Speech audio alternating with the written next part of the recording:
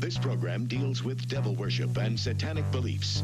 It contains explicit scenes and descriptions of violent crimes and rituals. Americans are asking, who attacked our country?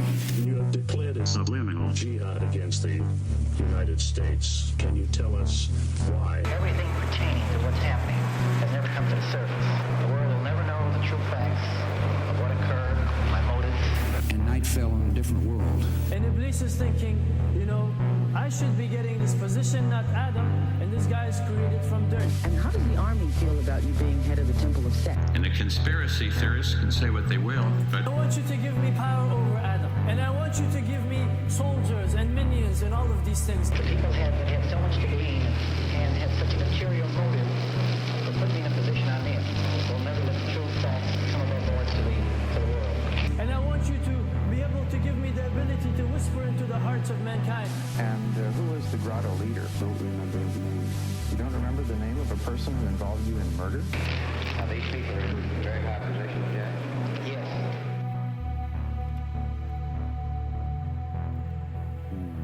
Welcome back to Subliminal Jihad, episode 66. I'm your co-host, Dimitri. I'm Khalid. And today, we're taking a ride back once again. It's been a little while since we've had a Crypto Zoo episode, escapade. Yeah. And I think since Mothman. Since Mothman, really. Yeah. Yeah, And how long ago was Mothman? Mothman was... feels way too long ago. 14 episodes ago, so, wow. Yeah. And... So I think this was a trade that we had to make after our between 4.5 Eagles, hour two-part Eagles episode. Mm-hmm. Yeah, although I guess in a way it could be considered a trade, but I feel like we always knew that we were going to do both of those episodes, so... True, exactly. It's just part of the dialectic. Something that was impromptu. Yeah, it's part of the dialectic. It's part of the dialectic. Exactly, and, that's what the dialectic is. Eagles, dogs, both. Yeah, Eagles, dogs, one free, both untamed. One domestic. But not in this case, really. In this case, it's like last episode we talked about enslaved eagles, and now we're going to talk about liberated dogmen. Yeah, wild dogs. Yeah, truly. The most. And it's like it's apropos because we did lose some royalty. I think about a week before recording this, somebody who's like a huge influence on all of our lives, and I think a true dog's best friend. A really champion of animal rights. And his legacy is going to be missed. Of course, talking about DMX, and he was often fond of asking where my dog's at, and today, his dogs are right here. It's a much more complex question than you might think at first. Where my dog's at? Actually, we're gonna try to answer that question, I suppose. And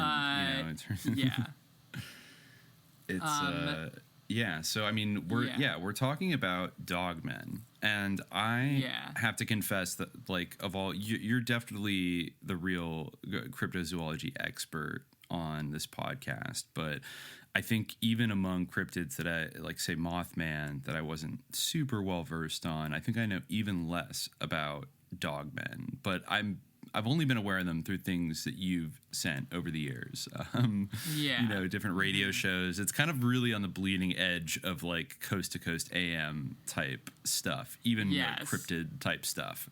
Mm-hmm. It's but it has an impact. It occupies a not it definitely has a footprint. Space. I feel like you might have you could probably perhaps corroborate that. Yeah, in exploring dogmen or looking it up for the first time, you can see there's a reasonable interest in dogmen. But yeah, definitely it's a more obscure topic. It's definitely a niche thing. It definitely doesn't have anything near the visibility of Bigfoot, even though I think, as we'll see, there is certainly some crossover with the Bigfoot world. In fact, I think that a lot of the people who have moved to the dogman world were originally in the Bigfoot world. It's very interesting because the idea of dogman is, of course, very ancient, I think, as we'll see, very timeless in a way. but also like, yeah, as you said, it's on the bleeding edge. Like I first heard, it's definitely something that's fascinated me since I first heard about it, which I guess was around like 2015 on the X board on 4chan. I think that while I was looking into Dogmen, or while I was doing research for this, I thought, well, let me see if I can find like the original thread where I first discovered Dogman. And the topic of the thread actually is, someone asked, why has there been an increase in Dogmen popularity? Something like bipedal dogs would be too silly for most people to accept, but it's become popular recently. And there are some people who have weighed in and said, because it's cool and Bigfoot is old news. Someone made a thread a while back about Dogmen should be the new thing, and I think it just kind of took off from there. Yeah. Someone made this very cryptic reply. The more popular you are, the more people want to see you. So you hide. You choose better partners. You are being haunted by edgy occultist groups. Trust me, I know something about it. I have no idea what that means. But yeah, there definitely is. Hunted by occultist groups. Yes. Okay. And who was saying that? Was that a Dogman I feel like hunter? this person is saying that he is a werewolf. He's saying there are less werewolves / SW, I guess skinwalkers / as you named it, Dogmen, because of their popularity. The more popular you are, then the more people want to see you. So you hide. Trust me, I know something about it. I feel like this was supposed to be a Dogman posting. Okay. So, this is where some of my skepticism about, like, QAnon being an actual intelligence operative, comes from, if you've encountered that on some of our other episodes about, phenomenon that have, originated on 4chan, is that people are constantly making these posts like, Dogman here. I think that our popularity has to do with, well, I mean, of course, it's easy to go on X and pretend to be a Dogman. That's very low effort. And it's also easy for a Dogman to post on there. If he Well, I don't know how they do it with their paws and everything, but well, I think that they have hands. I think they do kind of have human like hands. Digits. Yeah, they can hold. They can hold on to like roadkill, according to some witnesses. So they do have. Let's demystify this like a little bit, because people might still be a bit confused about like what a Dogman is. A Dogman basically is the most common point of reference you'll hear like around people, from people who say they've seen Dogmen or who are into Dogmen, is like the werewolf from the movie Van Helsing with Hugh Jackman. They look like your typical like 9 foot tall, like super wolf man monster. But the distinction between Dogmen and werewolves is that Dogmen don't transform. They're more like a Bigfoot type thing, where putatively they're like in like conceptually speaking. Obviously there's a lot of like porosity between these worlds, but conceptually speaking, like they're more like their own thing. They don't mutate. And that's a crucial point of distinction in this world, that there's no metamorphosis that takes place where a human being turns into a Dogman. They're much more like silly. Bigfoot in that way. Unlike, that's ridiculous. So we're not talking about werewolves, like werewolf. Of course, I think like more people are probably aware of werewolves than Dogmen, I would say. But I don't know. As you were telling me, actually, there's some confusion that could easily sneak in that Dogmen is just a totally kind of modern phenomenon, like post Sasquatch, post American Werewolf in London or whatever, just like the long lineage of European legends about werewolves. Maybe we'll talk about some of the werewolf trials of the 16th century and things like that. But actually, what you were telling me is that actually the sort of Dogman mythos goes back even further than the werewolf mythos. Yeah, it's right? much more substantial, and like it's much more common and popular historically speaking. Like probably the biggest version of this is the idea of like the Kynocephaly, or the Kynocephales, or the dog head people. This is basically like a very popular, very culturally diffuse idea that there's a tribe or like a group of people out there that are dog-headed.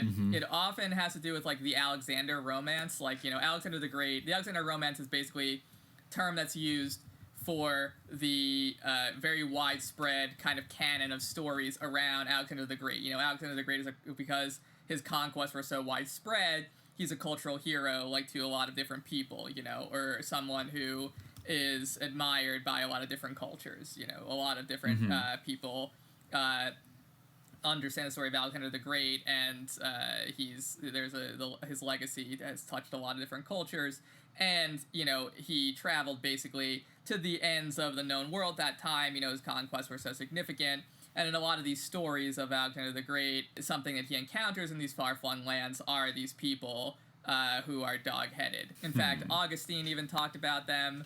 Really? Yes, he did. He speculated about whether they were human and whether they descended from Adam or not. There's a book, actually, that I thought would be a good way to sort of orient us to that kind of heritage of the Dogman idea, because, you know, this book came out in 1991. It's by David Gordon White, who's like a South Asianist primarily. He's written a lot of interesting books.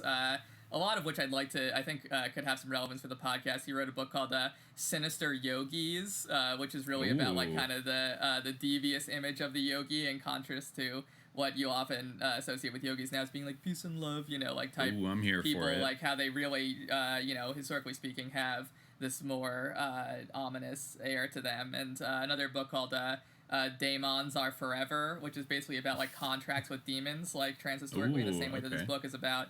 Yeah, this book is called Myths of the Dogman, dog-man. Usually when you see the cryptid being talked about, you see one word, Dogman. But, you know, it still is Myths of the Dogman. This came out in 1991, long before, like, the modern-day renaissance of Dogman. You know, that would have started, like, relatively recently, with, you know, the internet really taking off, like, podcasts, like, creepypasta type things, you know. Yeah. Yeah, like that guy said, you know, Bigfoot being old news, people looking for another, like, scary kind of thing in the woods. I mean, a Dogman is scarier than Bigfoot, probably. You know? Yeah, I mean, a Bigfoot, you know, people do have this romantic notion of Sasquatch and Bigfoot as kind of, you know, maybe they're a little shy, they could protect you, they want to be your friend, you know. I mean, I just can't help, you know, playing that, like, high above the mountains, you know, like that song every time I just think of Bigfoot. Like, yeah, exactly,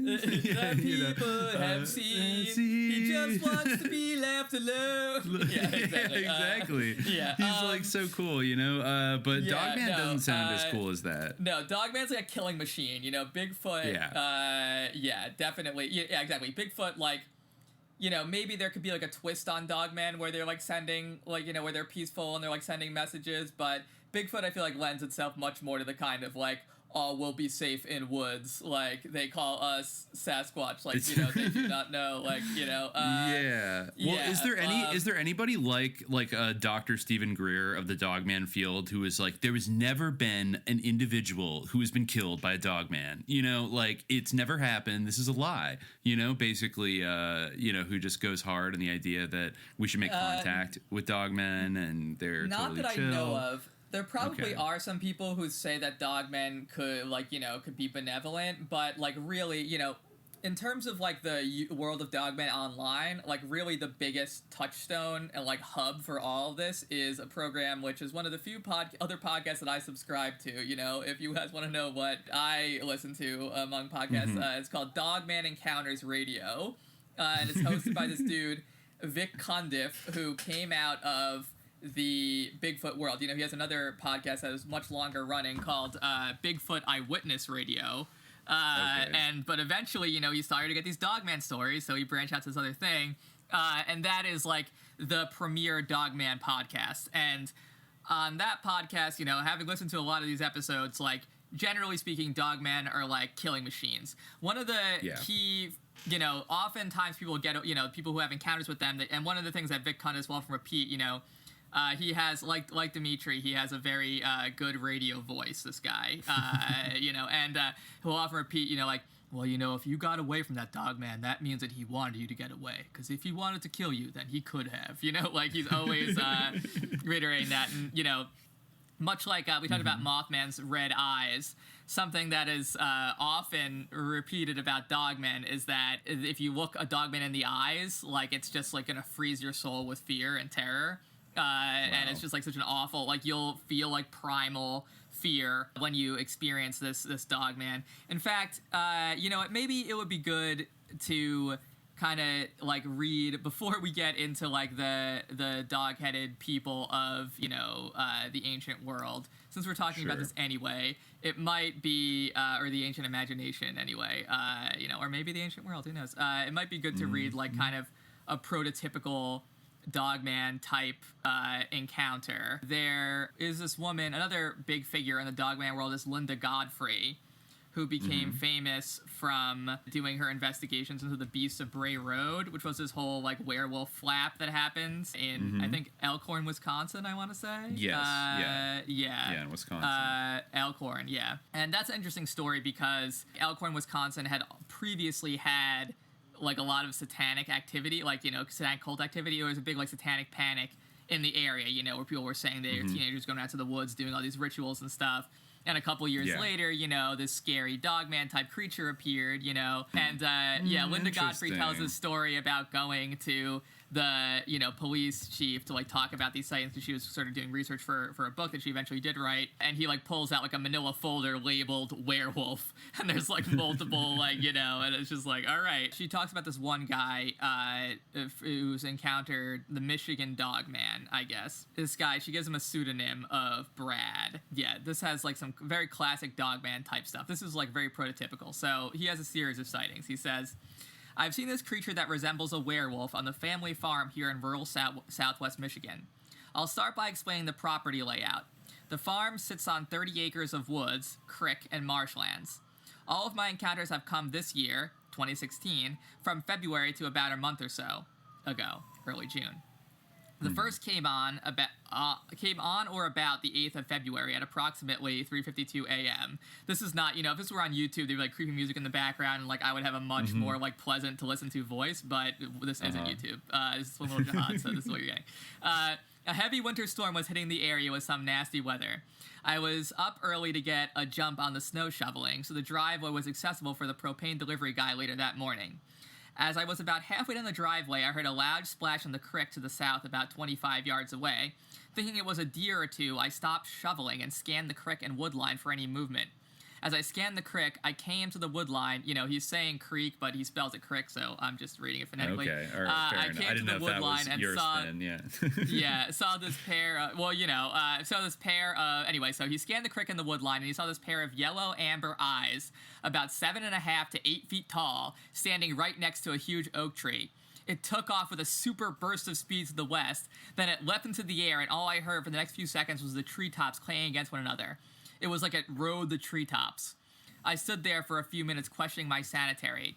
For the 6 to 7 seconds I saw this creature, it stood on two legs that it looked like a dog's hind legs. It had a big wolf-like head with a snout and ears that resembled that of a German shepherd, and those eyes of yellow/amber in color. So he goes on and says, the second sighting came on or about March 24th at approximately 2:38 p.m. I had decided to walk up the creek and clear brush. I always carry a firearm with me on these occasions. I had gotten about 450 yards up the creek that flows through the entire acreage of the property. It was strange to me how completely quiet, or as I say, dead, the woods were. This is also like a very classic thing, if Dogman's around, like the woods are silent because all the animals are scared, they're like off, the birds are too scared to be around. I always jump something up, whether it's a deer or a turkey or ducks that are always there. I didn't even hear any birds, which was really strange. This spooky phenomenon of utter silence enveloping... This is Linda Godfrey talking. This spooky phenomenon of utter silence enveloping the area of anomalous events is known as the Oz factor and is quite common in creature encounters. This Wizard of Oz, blah, blah. But anyway, so Brad goes on.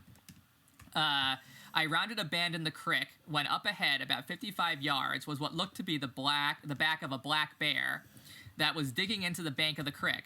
As I was setting my firearm down on one of the little islands in the creek, I snapped a branch and it stopped completely what it was doing. I froze and watched as this thing stood up on two legs and started to turn around towards me.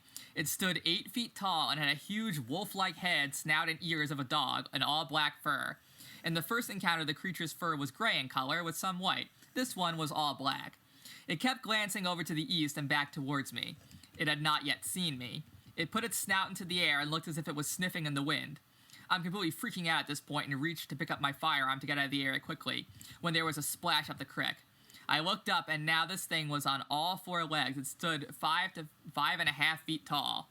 At this point, I don't want to run out of fear that it will give chase, so I stay frozen. It looked at me and snarled, and I thought it was sizing me up, and then all of a sudden it looked to the east, back at me one more time, and then took 2 giant leaps toward the east and onto the bank of the creek. That's about a 25-foot distance. Then it jumped towards the treetops and disappeared to the east. I stood there in total disbelief. I got home, my mind just kept racing. So I decided to confide in my father about what I had seen, and he looked at me as if I were an alien. Said I was crazy and I should get my head checked out.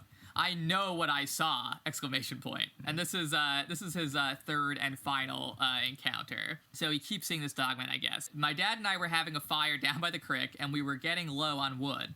He asked if I could go get more wood for the fire from behind the pole barn. I hesitated and said in a few minutes. I was afraid of those woods, which is something I thought I would never say. That's another common thing where, like, the woods will never be the same for me again after I encountered this. No, yeah. After about 10 minutes, I start to make my way back towards the pole barn. It's just about dark, and I keep hearing this rustling and a lower growl like dogs are playing. And when I reach the back of the pole barn, it stops. I light a cigarette and look out into the woods, which are 10 yards away. Again, the woods had gone completely silent. It was eerie. Then there was a sound like a zipper being zipped up. It was about 30 yards to the south. I waited for a minute and decided to look out to where I heard the sound. As I glanced to my right, I saw something move. It was just about completely dark, and there was a stench in the air that was absolutely putrid. It smelled of rotten guts and urine. I figured it was a rotten carcass of a dead animal.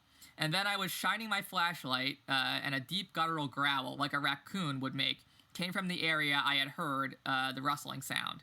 So I shone my light over towards the sound, and I saw eyes about 5.5 feet off the ground. The eyes were red in color and were very shiny. The thing I saw didn't have paws in the front. They were long arms and had hands with claws. So there you go. They could use a phone. Oh my god. It really didn't freak me out, as a lot of critters have red eyes when exposed to the light. Then this thing, he saw that it had hands and claws, so I think it should have been. But anyway, then this thing stood up on 2 legs. This thing was really tall, 8 to 8.5 feet. And it growled again and literally turned around and walked away to the south. I thought I had crapped myself. I came back home. My dad asked, "Where's the wood?" I said I didn't feel well and was going to bed. This is kind of like a comedy of errors. The fact that his dad was right there and, like, you know, this dogman keeps showing up to him and his dad. Anyway, so he went out the next day to look around the area. He heard the noise. I found only a deer skin. The rest of the deer was gone, including the head.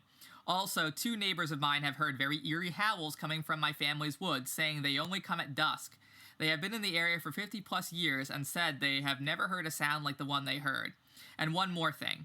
I set apples out for the deer every week, and I noticed the other day that all the apples were gone and a rock was in every place where there was an apple. I have a trail cam on the area as I write this. I also found some tracks that look like a huge wolf's.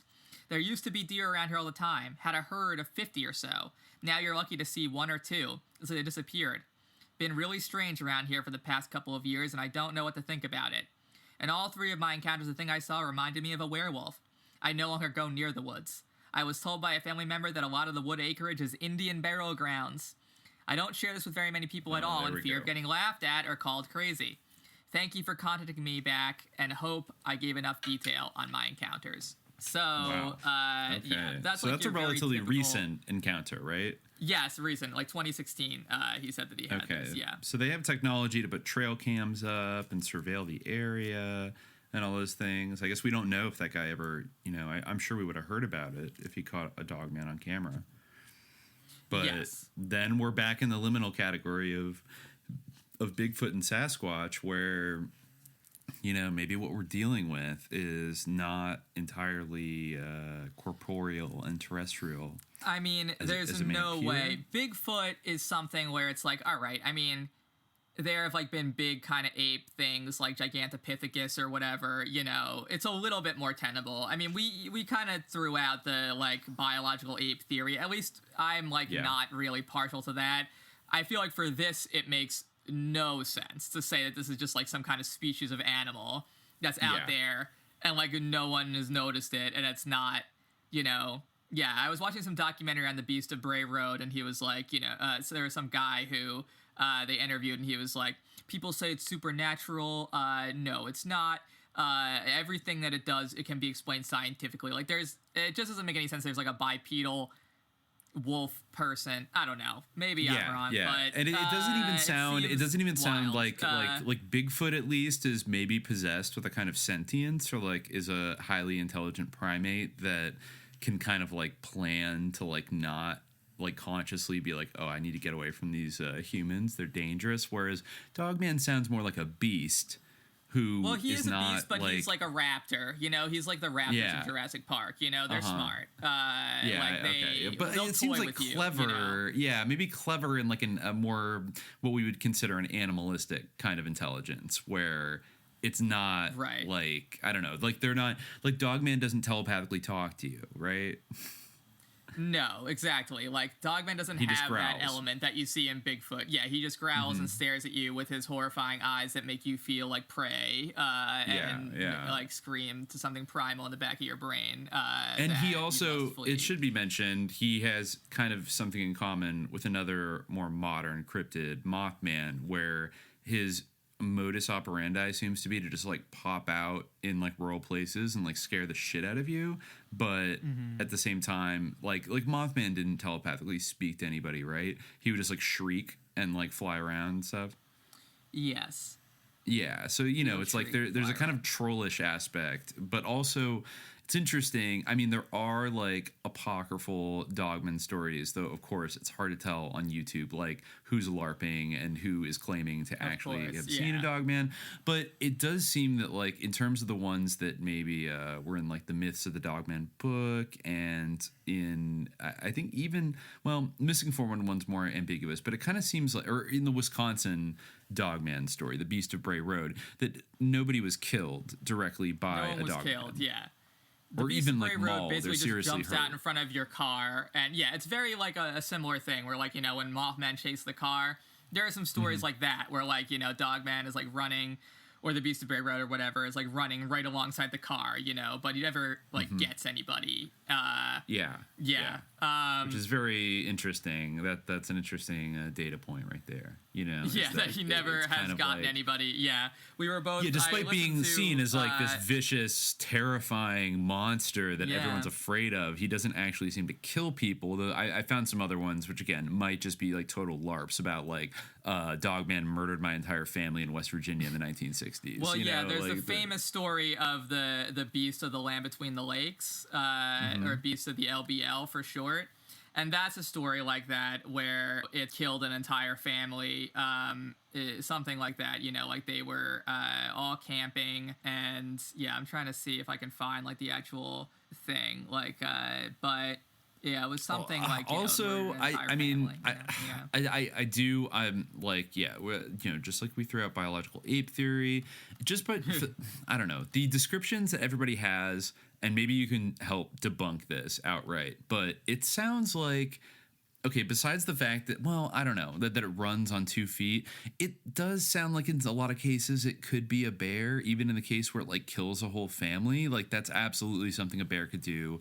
Bears, I mean, they can run fast on all 4 legs, but they can also stand up upright. They can have like kind of red glowing eyes, like especially, I don't know, like maybe like a more emaciated bear, like a hungry bear, you could see having a little more of like a human style physique than like a big fat fluffy bear if they're standing up on their hind legs and it's dark. I mean, I guess it just kind of depends. Like, I don't think like a black bear would maul an entire family usually. They're like kind of, you know, they're much more timid than that. So it really depends what kind of bears are around. You know, if you have like a grizzly bear or a Kodiak bear, I could see them doing that. Yeah, I mean, and these are mostly in northern latitudes close to Canada. I've heard Dogman encounter stories where I was pretty sure the person saw a raccoon, you know, like, so it's not like, you know, like, and raccoons kind of do have those like hands and stuff, you know, so they do.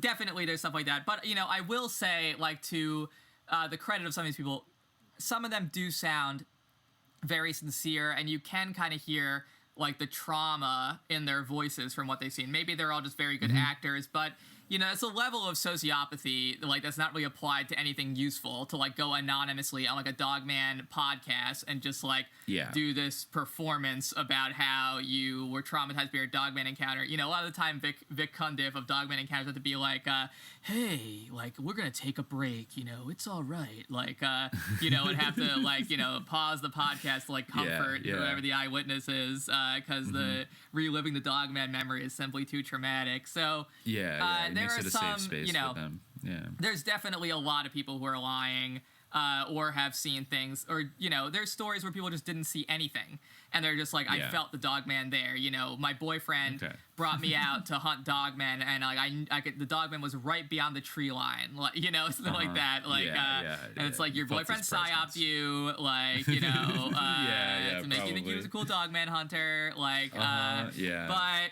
it is, like, an interesting cultural phenomenon, the way that this has, like, emerged, like, out of the sort of Bigfoot milieu, and taken on, like, a more sinister spin, maybe because there's a desire for it, an audience for it.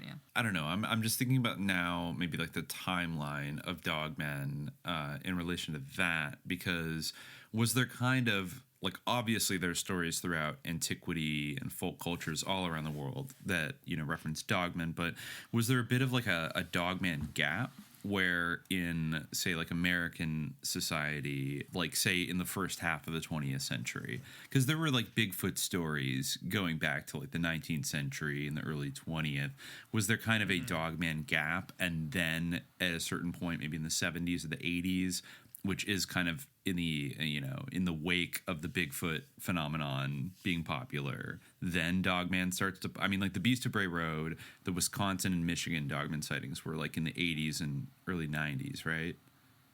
Yeah, there does seem to be a bit, but even then, there's the whole modern Dogman phenomenon, I would say, is like actually a little bit separate from that. You know, they were kind of less popular in the menagerie of cryptids. You know, they were always around way back then, but if you were into cryptozoology, you're more likely to hear about Bigfoot or Mothman, you know, Mokele and Mbembe, you know, like, than those ones per se. Okay. Well, because this all leads to one question that's bouncing around in my head. Could the Dogmen be chimeras? Yeah, that actually is one of the biggest theories about Dogmen, is that they're like laboratory-made chimeras.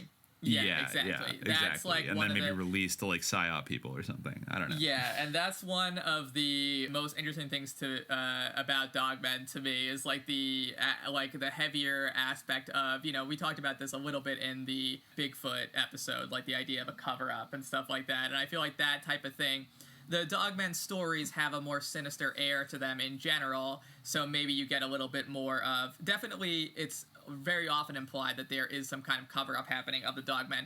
Both, you know, as we kind of talked about with what will be necessary for Bigfoot to be hidden, it's definitely a conspiracy by the Dogmen themselves that do have a certain intelligence and want to hide their own existence. You know, some people even report that they got, like, you know, they don't get telepathic communication, but they get, like, a primal message. And sometimes what they get is, like, if you tell anyone about this, like, I'll kill you, you know, like, and stuff like that, you know, like. So they've been, like, hypnotized, like Candy Jones, to, like, self-destruct if they get found out or something. Or, you know, just, like, intimidated just by, avoid maybe, at all costs. Yeah.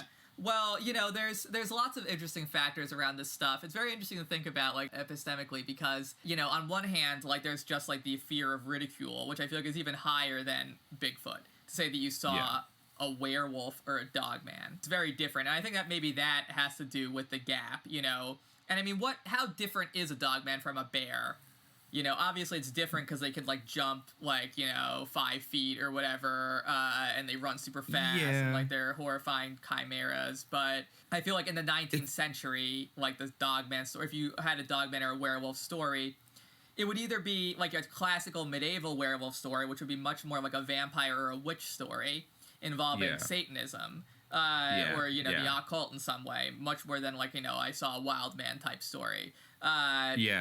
Which is another interesting angle to it, is that if there were a lot of teenagers doing satanic rituals, as we know they all were across the country in the 1980s, did some of them, purposely or inadvertently summon some kind of jinn that manifested as a dogman? And then, I mean, I don't know, could you even look at like, even Baphomet kind of has, like, I know it's a goat, but if you think about it, has like certain dogmanish character, or I don't think it would be impossible if you saw like, I mean, whatever, like jinn and Satan can take whatever form they want. There also is a goat man. That might be a separate episode, but there also is a goat man. Interesting. That people have seen. Yeah, I think Linda Godfrey has also explored that. Actually, she wrote about this a little bit. She wrote, many people have for the years suggested the possibility that unknown upright canines, and perhaps also the very large unexplained quadrupeds we will get to next, are the result of some super-secret government genetic program. I'm sure there are plenty of such programs as the field of genetics moves into the bioengineering aspect of every known type of device and natural resource to open vast new opportunities for civil defense and offense, medical treatments, and more. My first thought is the two sleek hounds observed by, who she's talking about, were not bipedal as far as gentlemen could tell, so they don't help solve the conundrum of upright canines.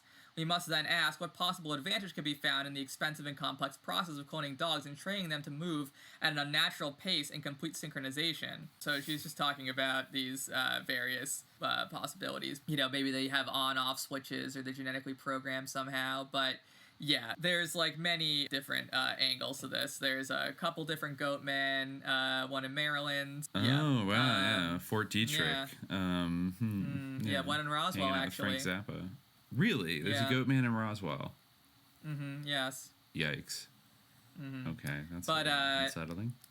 Yeah, but I actually think, in talking about like its sort of modern resurgence and whether there's a gap and in what respect there might be, it's interesting to talk about like kind of the backgrounds. I think that some of what David Gordon White writes in his book is pretty interesting.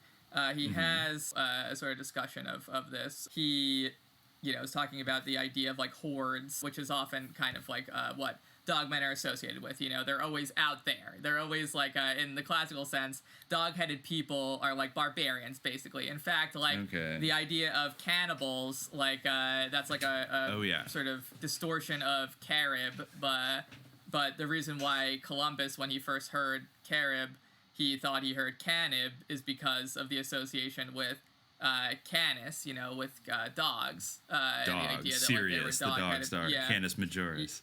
Oh yes, right. Sirius actually comes up here a little bit, but nice. So he's talking about. So he says, conquering the forces of chaos involves channeling its waters, sweeping out its drifting sands, cutting back its trees, and walling out its savage minions. The nomadic swarming races share the lot of those members within society who turn away from the established order. The heretics, the choosers of an ideology that is not the ideology, marginals, members of an underground, traitors, and madmen. In order to maintain its claims to exclusivity in the realm of ideology, the center must pursue and punish those outsiders who dwell within its borders. Until recently, death or exile were the classic punishments for crimes against society. In recent times, incarceration, walling outsiders inside a controlled environment outside the social sphere, has become the norm. So this is interesting. The ambiguous connection between walling in and fencing out has a mytho-historical precedent, one that we will examine in Chapter 3 of this study. We might not read that part, but anyway. This was the wall built by Alexander the Great between the two impassable mountain ranges that enclosed, within a mountain prison outside the Hellenistic world, the impure races of Central Asia. Here we move from the imprisonment of recalcitrant individuals within society to the effective imprisonment or forced exiles of entire ethnic groups. An important parallel to this may be found in communities who perceive the reigning order as evil and choose to exile themselves as a means to lead to a meaningful existence. In the ideology of the center, such heretics are of the same ilk as exiled or incarcerated criminals or threatening foreign nations. It is this sort of reduction that makes the forces of chaos, impurity, marginality, criminality, and foreignness all synonymous. Walling out becomes the common solution to all forms of swarming, both from within and from without. So this is where some of the dog stuff starts to come in. And I think this, the connection between like the Indian burial grounds and all sorts of stuff. The permeable wall through which one can enter and exit the home. This book was written in the 90s, so it's very like steeped in the liminality stuff that was super popular back then and really still is. But anyway, the permeable wall through which one can enter and exit the home is the door, which is marked by the threshold. In a temple, the profanum is the space before the sanctum itself. In a profane dwelling, this function is filled by the threshold and the porch. Now it suffices to reflect for but a moment to recognize that the threshold of the house is a universally associated with one particular creature, whose relationship with humans has always located it on the boundary between wildness and domesticity. We are, of course, referring to the dog, that creature with which mankind has enjoyed one of its most long-standing mutualist symbiotic relationships. This cohabitation with a great and changing variety of the Canidae, dating from Neolithic times, has no doubt played a significant role in the rise of Homo sapiens to dominance over our planet, in the human transformation of environment into world. We humans are in fact chauvinistic when we speak of the beginning of their relationship as a domestication of the dog, since in all probability it was the dog that originally took the initiative, insinuating itself into the human pursuit of game and accepting the scraps that were its due once the hunt was successfully concluded. The dog has remained with us ever since, exchanging its skills in hunting, herding, and protecting the home for food, shelter, and human companionship. We cannot overestimate the importance of this relationship to the, quote, humanization of the human species. Over the past 10 to 12,000 years, as we have completed our biological evolution through development of culture, an evolution parallel to that of the child in its formative years when prenatal biological development is completed through acculturation, we humans have grown up with dogs at our sides. It is by virtue of dogs' share in human evolution that our stories and histories, our activities and rituals, our dreams and waking interpretations of them are so widely, quote-unquote, peopled by dogs, even today. Although Fifi and Fido are pale copies of their powerful ancestors, Kerberos and Samara, or Sarama, I don't know what that is, but these Cerberus, Cerberus, these somewhat inbred descendants are eminently present to the popular human culture.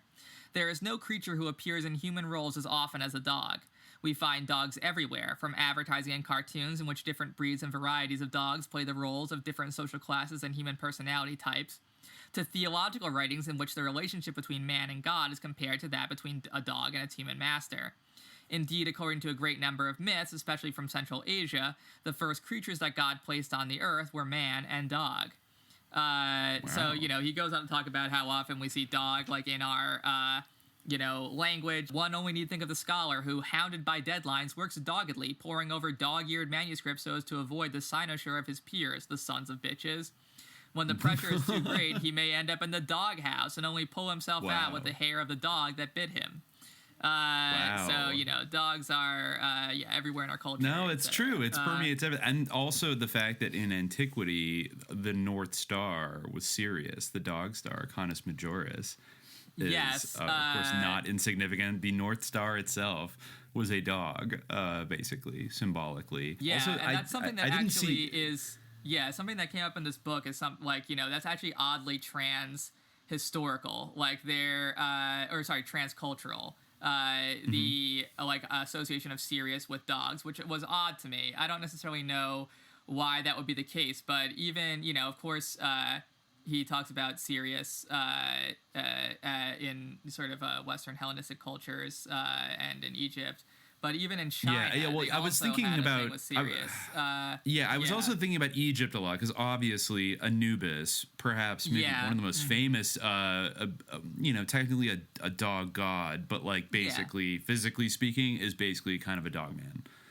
Yeah, he's a dog man, pretty much. Yeah, he's a dog man. Right. This guy, David Gordon White, writes of China.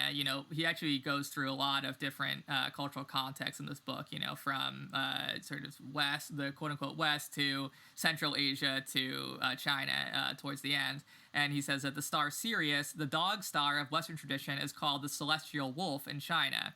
A common Chinese theme describes 3 stars in Canis Major and 1 star from Argo as an arrow pointed at the celestial wolf. There is no direct evidence to link this case of shooting the wolf of heaven with the shooting of various mythic or sacrificial dogs. The hound and wolf of heaven are brought together, however, in their function. Both guard the celestial palace of Shang-Ti, the constellation of Ursa Major, itself a land of the heroic dead in ancient Chinese thought. This, I guess, makes sense because dogs are, guardians. But, so in later source, I guess, the Chow Hun, again, I don't know anything about classical Chinese culture at all, so, or medieval or anything, but, so I don't know what that is, but this source says, a wolf with piercing eyes comes and goes slowly, and throws men into the air and plays ball with them. He tosses them into a deep abyss in obedience to his lord, and then he may go to sleep. Yeah. Wow. It's pretty serious, but... serious, yeah. Okay. It's it is serious. Yeah, in fact, very serious stuff. And of course, Cerberus, like the three-headed dog that guards like the gates of Hades. Yeah, exactly. So they're like liminal guarding heaven beings. and hell.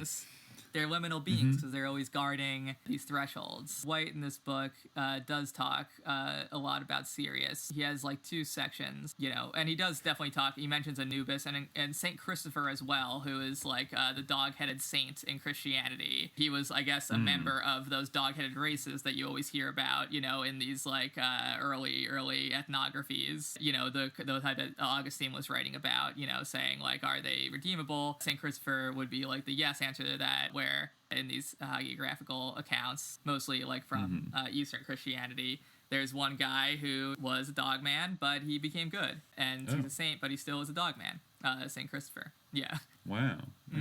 Yeah, he was originally a cynocephalic cannibal named Reprobus. Whoa. And he was converted by Bartholomew, who changes his name to Christian. After defeating the man-eaters, he goes on with the apostles of the lands of the Parthians. So, wow, I did not know Saint Christopher was a raving cannibal who got converted. Yes, he was. He was, a dog-headed man. Actually. Wow, a dog-headed man, and then his dog head remained after he became a saint, or converted. Okay, yeah, because I just remembered him, as a Catholic, as he's like the patron saint of travelers. So even that, like going into unknown territory and stuff like that, it's like Saint Christopher is your dogman companion saint, basically.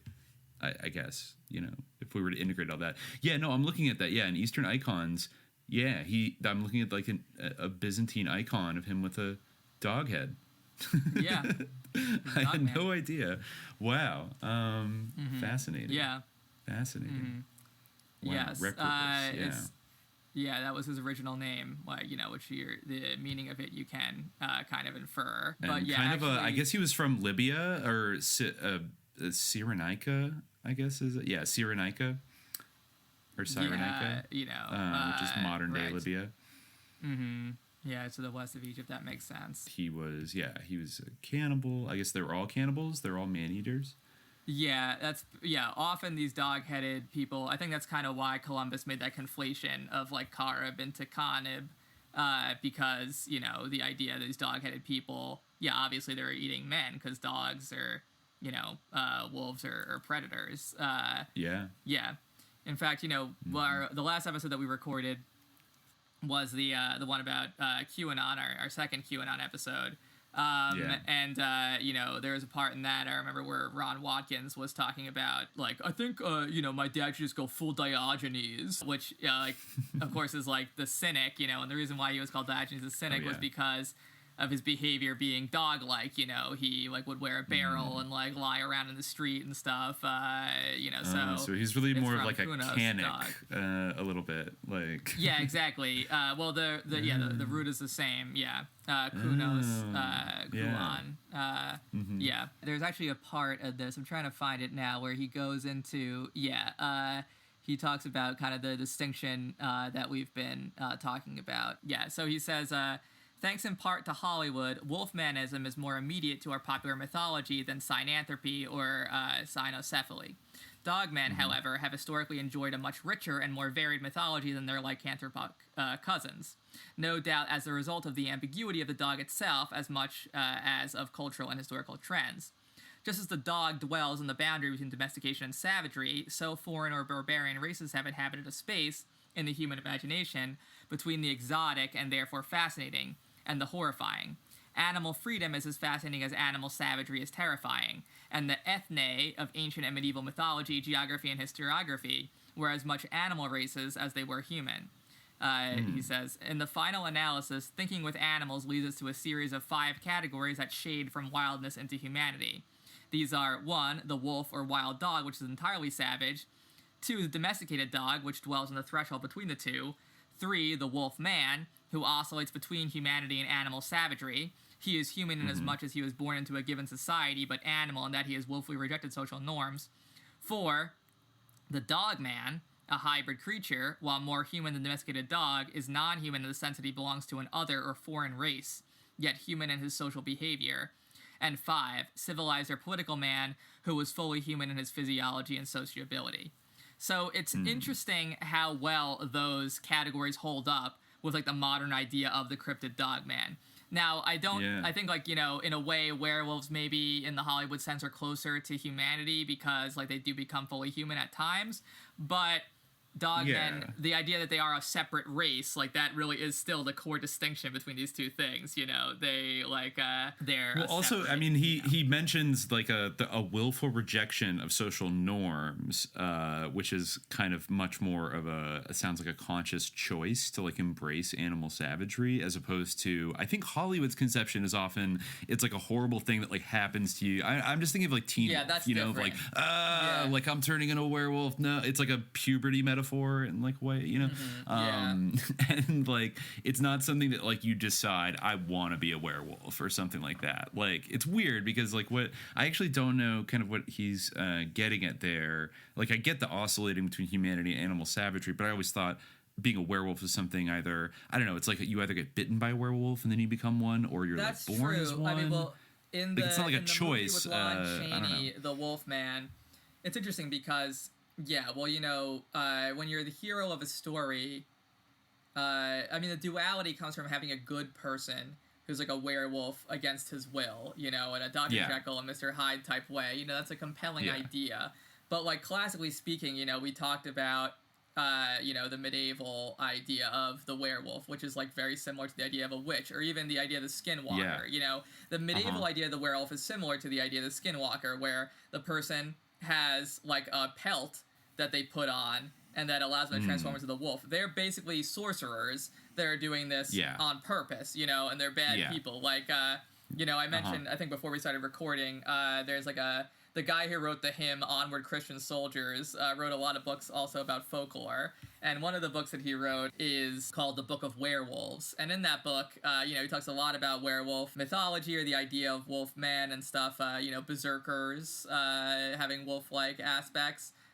You know, in Scandinavian culture, you know, the sort of wild berserker who would go into the Hamask or whatever it's called, the sort of battle rage, and they would do superhuman feats while wearing these bear or wolf skins. But he also has a whole chapter devoted to Gilles de Rais, because in the same way that it was a witch trial, there actually is very similar to a werewolf trial. The most famous one is the guy Peter Stube, or Peter Stump. He has a bunch of different names.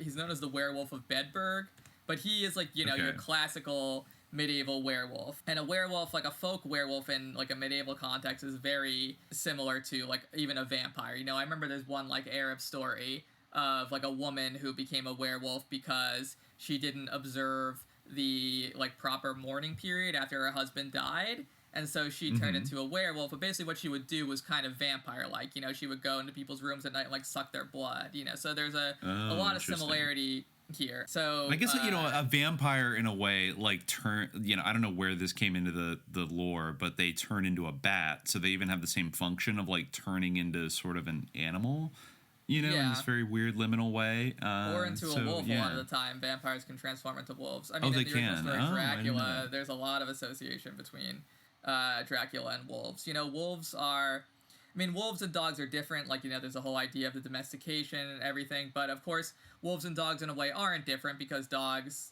are the descendant of some kind of wolf somewhere at some point, you know. So they still have that wolfliness in them. You know, it's funny to look at like some of these little dogs that we have now, like you know, and think like this is a descendant of like a fierce wolf, you know, but they still kind of have, I know, that attitude. Well, you know? the first great eugenics program, I think, was like all the dogs that we have today. They're all chimeras in a sense. Yeah, they are. Well, they're artificial evolution for sure. Yeah, but yeah, Peter Stube claimed that, you know, he was stretching the rack, and he claimed that he practiced black magic since he was 12, and he got a magical belt from the devil, which let him turn into a greedy, devouring wolf. There's also the other famous one from history, I think, is the Beast of Gévaudan, I think it's called. Beast of Gévaudan, which is like this giant wolf that like stalked the South Central France in the 18th century for like 3 years, and just like terrorized people. And no one knew what it was, and eventually it was killed. I think that they actually used like a silver implement to kill it, if I'm not mistaken. Okay, so yeah, we got the whole silver thing going on. Yeah, I think that's where has that always been associated? When did that come in as like, oh, that's how you kill a werewolf? Is with silver? I think it's from this story, the idea of using silver, like from this event. Like there was one guy who used silver bullets or something on the Beast of Gévaudan, and there was one guy, Chastel, I guess, who was hunting it. I didn't really look into this too much; just came to my mind as like a famous kind of werewolf thing. And this, you know, no one actually saw it like transform or whatever, but. You know, there was one guy who used silver bullets. I probably popularized it, but I don't know if that existed before as an idea that silver would hurt werewolves. I guess it does. I mean, according to Wikipedia, it does date back to that event where Jean Chastel, who killed it, he purportedly used a gun loaded with silver bullets. But that idea is derived from a distorted detail from a novel in 1946, where the French writer imagines the beast was shot thanks to the fictitious medals of the Virgin Mary worn by Jean Chastel in his hat and then melted down to make bullets. So this is kind of like so they were it's really more the holy relic aspect. That's the idea in the novel. Just silver. And that's the idea in the novel. Okay. Although that guy might have claimed to use silver bullets, but yeah, I think that really is the main source of that, because it was like a media blitz for the time. You know, in the 18th century, it was a big thing in the media. You know, it was a popular story. It was kind of a craze or a panic. I noticed there was a funny comment, I think it was in what's her name's book, about the Beast of Bray Road, where she commented that like people started going out to Bray Road with like often with like automatic weapons, hoping to hunt and kill a dogman, and they caught one guy who was there with like a 9mm pistol and a bunch of bullets, and I guess the district attorney was able to successfully prosecute him, partly due to the fact, in their words, that the bullets he had with him weren't silver. No. You know, so like, how could he be there to kill a dogman if he didn't have silver bullets? That was like in the 90s, so I don't know. Maybe they were just joking around, but still, it's like I guess that's how deeply rooted that idea was, regardless of whether it has any efficacy, but. Yeah. Interesting. Yeah. Before we break, there might be like a couple good serious things to discuss. Like Anubis, apparently, much like Saint Christopher, you know, he was kind of fused together with Mercury. He, you know, there was a little bit of syncretism with Mercury, who of course is Hermes, you know, who himself is, you know, associated with Hermes Trismegistus of Hermeticism. Yes. So there is some kind of, you know, especially in Gnosticism or in Ophite ideas, according to David Gordon White, there's 2nd century Alexandrian coins that depict Hermes Thoth together with the cynocephalic apes and the caduceus, and there's another Ophite source, an Abraxas gemstone depicts the cynocephalic Hermanubis holding a scepter in each hand and standing between a half moon and star.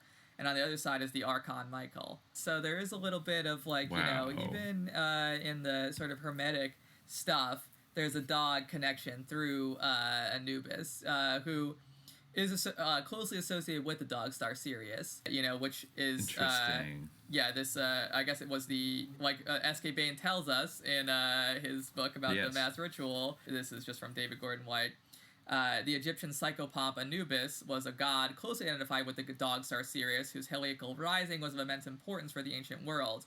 The date of this astronomical event, the veritable pivot of the year, was fraught with both danger and promise. Danger because it constituted an endpoint, the death of the year, a death that was made all the more immediate by the cruel midsummer heat of which it was believed to be the source. The canicular days were nothing less than the opening wide of the gates of hell, gates that were imagined as the maw of a dog that belched forth the dead, given the form of dogs, or guarded, even herded, by dread watchdogs or cynocephalics. Indeed, that's, dog-headed people. Indeed, the star was imagined to be a jet of flame belching forth out of the mouth of the heavenly dog, Canis Major.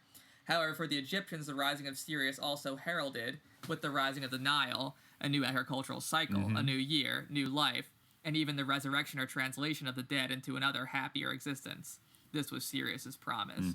So it's interesting to see that those ideas kind of do. I mean, this is true of like all paranormal stuff, that like it tends to be around like liminal spaces. Like some of the main Dogman places are like graveyards and military bases, which are also liminal, like having to do with war, which is like outside of the bounds of the polity and everything. But it's interesting how those ideas like still really linger in a lot of this stuff. The Dogman, reported since the late 80s, half man, half dog, but with a human scream. What is it? Does it really exist? Or is it just a myth? Something made up. Grab a blanket, turn off your lights, and let's experience 5 encounter stories of this being.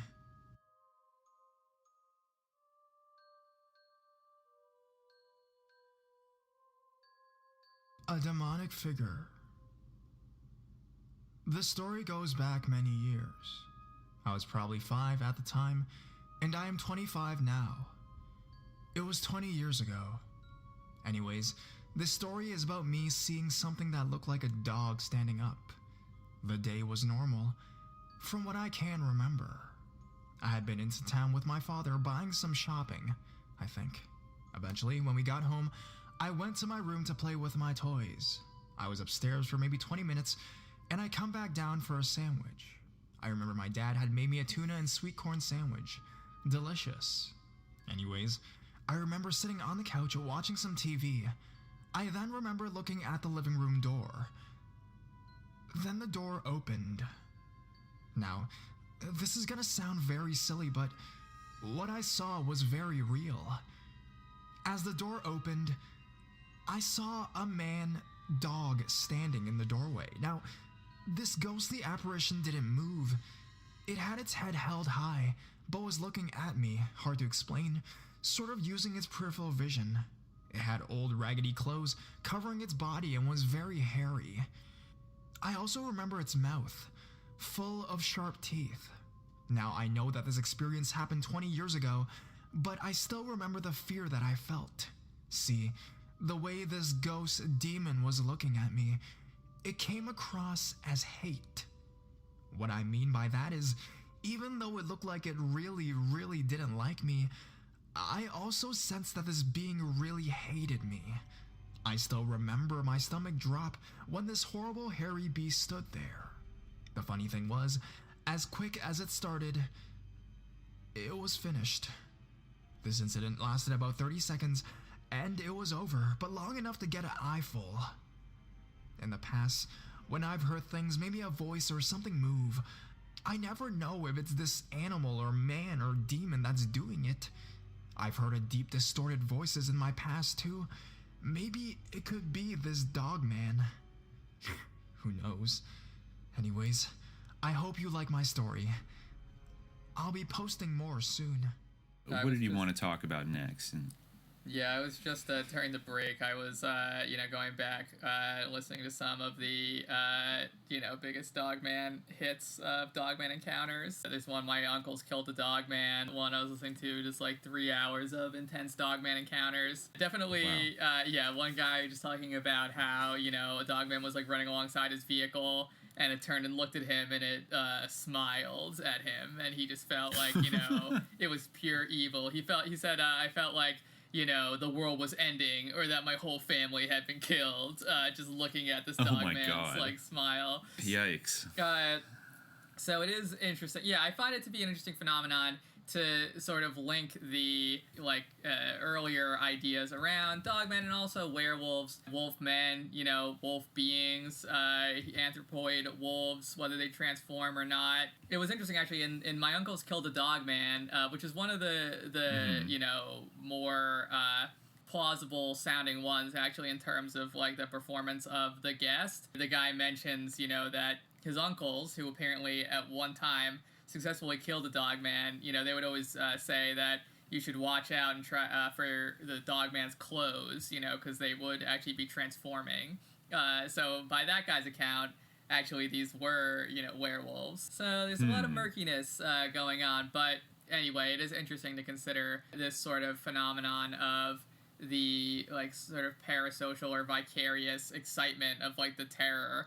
And how that links to and these kind of communities that form around the storytelling type of things and the ancient interest in this phenomena. Do you want to talk about maybe some of these dogman encounters? Are there any other ones you want to kind of dive into that have some interesting aspects to them? We could talk a little bit about. Do you want to talk about the missing 411 accounts? Yeah, we could start doing missing 411. Yeah, I figured that again we can maybe do missing 411 down the line more exhaustively, but I decided to go back and look at some of the missing 411 stuff. We talked a little bit about it in our Bigfoot episode. And a lot of it is, I found some stuff that's still pretty Bigfooty in terms of the implications that are being made by David Paulides, but I did originally come across Missing 411 in a Dogman context. When I first, had heard about Dogmen, I think probably both things kind of started to emerge around the same time. I'm not sure how related they are, really. I mean, in a way they are, because they're both sort of not Bigfoot things that had this interesting kind of rebirth or birth that sort of emerged from the Bigfoot sphere. And David Paulides, the guy who does Missing 411, as we kind of talked about in our Bigfoot episode, he was previously a Bigfoot guy, but then he kind of swerved to collecting these stories of mysterious disappearances, mostly in national parks or in other wilderness areas. Yeah. And, he never... There's a lot of, heavy implication. That's something, the whole idea of this is that it's mysterious, the disappearances don't add up in some way. And a lot of the time, the implication is that there's some kind of, Bigfoot connection. But I think, and I don't know if that was David Paulides' original thought, but because Bigfoot doesn't really necessarily have that sinister aspect in the way that we talked about before, or that he's become benign for some people. In fact, just the fact that we are calling him Bigfoot, he even has a name. I guess Dogman does as well, but that's a he's had this name for many years. It's sort of a sense of familiarity and comfort that we have in Bigfoot. I think that the idea of getting away from Bigfoot himself and making it this more mysterious sort of phenomenon of missing people, even if the implication is still very much present, and thinking about this more fearsome predatory force as a similar type of cryptid. This is kind of related in a way, or they related moments in the development of this type of conversation. Well, I think I can respect that. I can respect that approach, to not wanting to come down too hard. Maybe he's doing a little like Dave McGowan of cryptozoology. He's just laying out certain synchronicities, and he's not coming down too hard on exactly what it all means, but it's just interesting, right? Yeah, and of course, a lot of people would it's just how you would read into Dave McGowan, oh my God, this is the fucking CIA doing all of this. Yeah. In this, it's oh my God, it's Bigfoot, even though he doesn't necessarily always say. He never. Definitively, he never this says. was Bigfoot. He never says. That's what's so great about it. But he'll never actually will come out. You can go back to his older books and you can see oh, this guy was a Bigfoot researcher. But from the Missing 411 books, you never actually really would know. And a lot of he's kind of doing an insight role. Yeah. But he's kind of doing an insight role. He's still kind of in the same world of paranormal activity or mysterious wilderness and stuff like that. But because of the ambiguity, because he never mentions Bigfoot, a lot of the stories have to do with kind of like mysterious bears or things that are bears that don't quite add up, or bear behavior that seems odd. They're like, here's a classic example of one.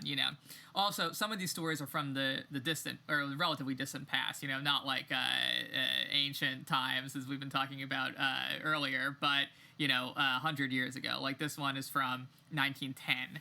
In Wisconsin, actually. Okay. So this was the Bilgrian family. They lived in a rural area outside McMillan, Wisconsin. So Mrs. Bilgrian placed little Roy Bilgrian in the front yard of their residence while she did household work. Several minutes after placing Roy in the yard, Mrs. Bilgrian returned to see a horrifying event unfold in front of her. An October 17th article in the Daily News described what happened in the Bilgrian yard. Mrs. Herman Bilgrian was horrified and emerging from her home to see a huge black bear making for the woods with her child. Helpless from fright, her hysterical cries attracted attention of a neighbor's daughter who was passing the Bilgrian residence, and she immediately gave chase to the bear. Following the bear for about 3 blocks, on encountering a wire fence, the Bruin dropped his burden and disappeared into the forest. The boy was found to be fine without injury. When I read this case, it struck me as a highly unusual event. Bears usually attack their prey on scene and do not run away with something alive in their mouths. It also seems quite late in the year for a bear to be out running in the snow. One would think it would be hibernating. On October 26, 1910, the Marshfield Times had a different account of the Bilgrian event. Mrs. Bilgrian, coming out of the house, suddenly looked at her child, was horrified to see a large dark animal, which she thinks was a wolf, carrying her baby off to the woods. Politi says, I think it's fascinating that 5 days after the incident, the Bilgrian story changed drastically from a bear to a large wolf. That is a significant change. If you read the woman's statement carefully, see a large dark animal, which she thinks is a wolf. The woman sounds like she's not sure what she observed, but is trying to rationalize it away. I believe most of us know the difference between a wolf and a bear, especially if we followed it for over 3 blocks. We will never know what attempted to kidnap Roy Bilgrian, but it is an aspect of the missing person scenario that we all need to understand if we are to fully comprehend the missing person phenomenon. So, again, Bigfoot dogma isn't stated, but is it a wolf? Is it? Something between a wolf and a bear? Yeah, exactly. So you can see, the implication there. There's one that we read in our Bigfoot episode, actually, where, a girl was taken by something that, she disappeared, and she was found like really far away from where she disappeared, so far away. She was very young, like 3. She was very far away from where you would think that she would be, as she would have been able to travel, just on her own. And she said that, she remembered that she was given some berries by like a big dog, that a big dog like took berries in its paw and like offered them to her. Which, that's an odd thing to experience. So, Yeah, I mean, these are stories from a long time ago. They're told by children. But, I mean, again, we kind of talked about how some of the Beast of the Bray Road stuff emerges out of some of the stories around that. They start to blend together with some of the stories of occult rituals happening in the area previously. Yes. So it actually is interesting, these young kids being taken, I think I kind of mentioned this in the Bigfoot episode, the same parallel, young kids being taken and having these stories that seem unbelievable, but, like Chuck Norris flew in on a broomstick and like levitated in a tunnel underneath McMartin. Exactly. We took an elevator down underground and we saw a giraffe and then we rode on a broomstick, exactly. Yeah, exactly. So, you're... Interesting. Yeah, there's a lot... Yeah, you're tempted to kind of write it off, but... Yeah. That might lead to... You found an interesting article on cultofweird.com that was titled Beast of Bray Road, Goatman, and Occult Rituals in the Wisconsin Woods. And, it states its question right up top here, which is something that is very tantalizing to me. Were the violent rituals of satanic cults in the Wisconsin woods responsible for creatures like the Goatman and the Beast of Bray Road? So, I mean... interesting question. I guess there was quite a bit of activity. I think I see somewhere in here that basically one of the counties where where the Kettle Moraine was located. I guess it's kind of a rural area. Yeah, basically it was one of the hotbeds of young people practicing kind of devil worship stuff in Wisconsin at the time in the 1980s. Right. I forget. I don't know. It's hard to quantify something like that, like who was doing the most occultism.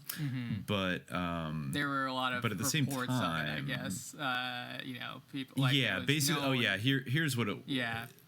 Here there are a few points that they discovered that realized there might be something to it. So this is. I guess there was a documentary, The Bray Road Beast, which I think maybe you watched. Yeah, I did watch that. Yeah, on Amazon or whatever. Yeah. Yeah, the filmmakers did a podcast about it, and I guess it sparked something in this writer. They said the man in front of the camera was John Frederickson, a former Walworth County animal control officer. During the time of the Bray Road sightings, he had been investigating numerous cases of animal mutilation that were seemingly connected to occult rituals in the woods around Elkhorn. And while some of it may have been teenagers, so what if it was? John believes local law enforcement, teachers, and other prominent citizens may have been involved, and people were coming from around the world to participate. Initially, I didn't think much about these claims. Bandar Bush was flying in. Licho Jelly was there. I assumed it was run-of-the-mill 90s satanic panic. During Seth's discussion on the podcast, however, a few more points were touched on that made me realize there may actually be something to it.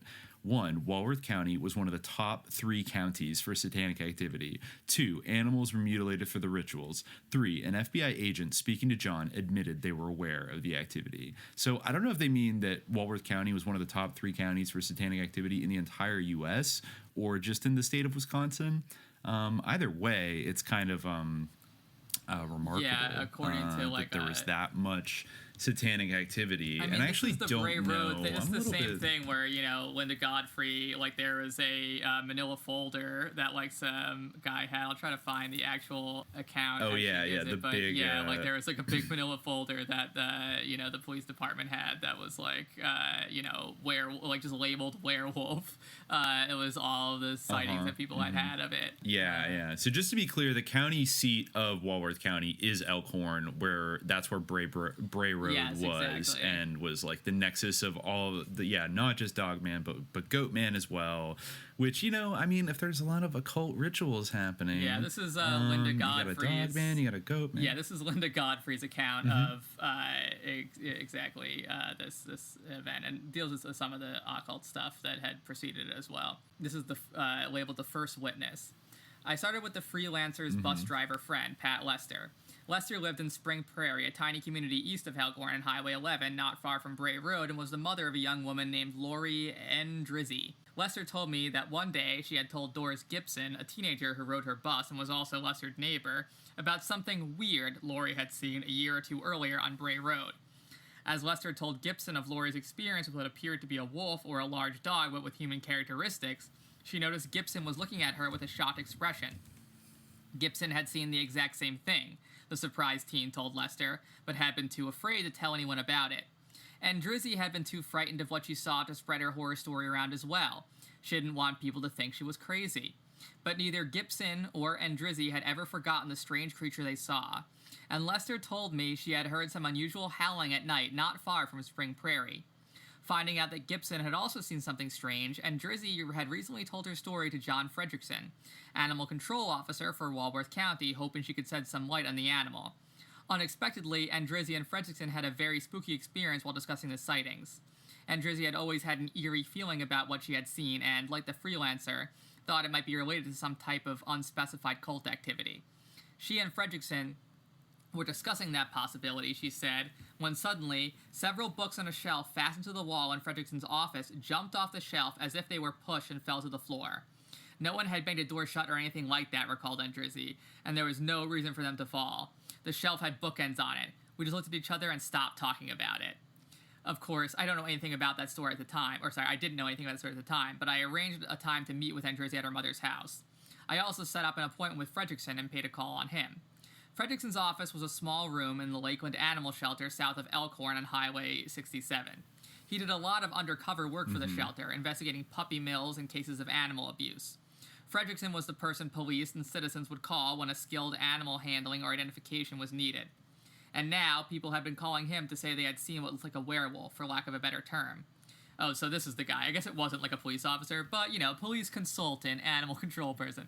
Still, I was amazed when he pulled from his desk drawer a manila file folder in which he was keeping a list of calls concerning the mysterious animals seen around Bray and Browers roads. With tongue-in-cheek humor, Fredrickson had labeled the folder Werewolf. No books jumped off the shelf when I saw it, but when we weren't discussing paranormal activities. In fact, Fredrickson told me he didn't believe people were seeing any sort of paranormal creature. He told me he thought it was probably a large coyote, perhaps seen leaping from an unusual angle. If it was caught at just the exact moment it was lunging, it would have appeared to be on two legs, he explained. Still, this was official business, and the werewolf word had been used. And it isn't surprising that Fredrickson would have preferred to err on the side of caution when talking to a reporter, as opposed to a citizen like Andrizzi. So, yeah, she says, once the werewolf file was shown to me, the story became news. And that was her, experience of the case getting out and becoming a whole thing. Yeah. Wow. Okay, so a bunch of books flew out from the shelves. Yeah, according to that story. And those people both had felt... It's interesting that they both were afraid to talk about it, like for fear of ridicule or for fear of the animal itself in some way. But they were both discussing the possibility of cult connections. That's something that had occurred to them, originally. And that's interesting. Yeah, like when they first saw it, they're like, it's nothing to do with the cult, It's odd. Yeah. Yeah. I was just looking around at Walworth County, seeing what kind of old Lovecraftian shit could we find about this relatively rural county in southern. It's about 45 minutes from Milwaukee, kind of up against the Illinois border. And there's a couple things. One interesting thing, I don't know if it was mentioned in the Beast of Bray Road. It very well might have been. But you talked about Indian burial grounds. Yeah. So there is actually a National Historic Park, or it's registered as a historic place, called the Whitewater Effigy Mounds Preserve, or the Maples Mounds. And basically it is they're ancient Native American prehistoric burial grounds. It's basically a ceremonial burial site that dates to between 200 and 1000 AD. The park contains a collection of animal and geometric mounds located on the eastern bank of an old riverbed and among the park's thick native oak trees. The effigy mounds once included a community area with 30 circular huts inhabited by the mound builders. The 12, possibly 13, effigy mounds at the site are what survive of this village today. The site continues to be used for Native American ceremonial powwows, and it's free and open to the public. I don't know exactly how close this is to Bray Road, but at the same time, kind of interesting. Did they think? Did they say Bray Road specifically was on the site of an Indian burial ground? I'm not sure if Bray Road specifically is. Or rumored. It was another place in Wisconsin, I think. But I guess there could be Indian burial grounds all over the place. I saw something interesting, kind of on that same tip about the very different location of the land between the lakes, which also has like a associated Dogman story. And let me see. Oh, okay. That it was like that location was a place that had a lot of burial grounds, not just indigenous ones, but of all sorts of people who had moved through that area in general. I'll try to find the actual. Yeah, I think here it is. Okay. Well, while you're looking for that, there is something sus in this county that I just noticed that is kind of it's a little something.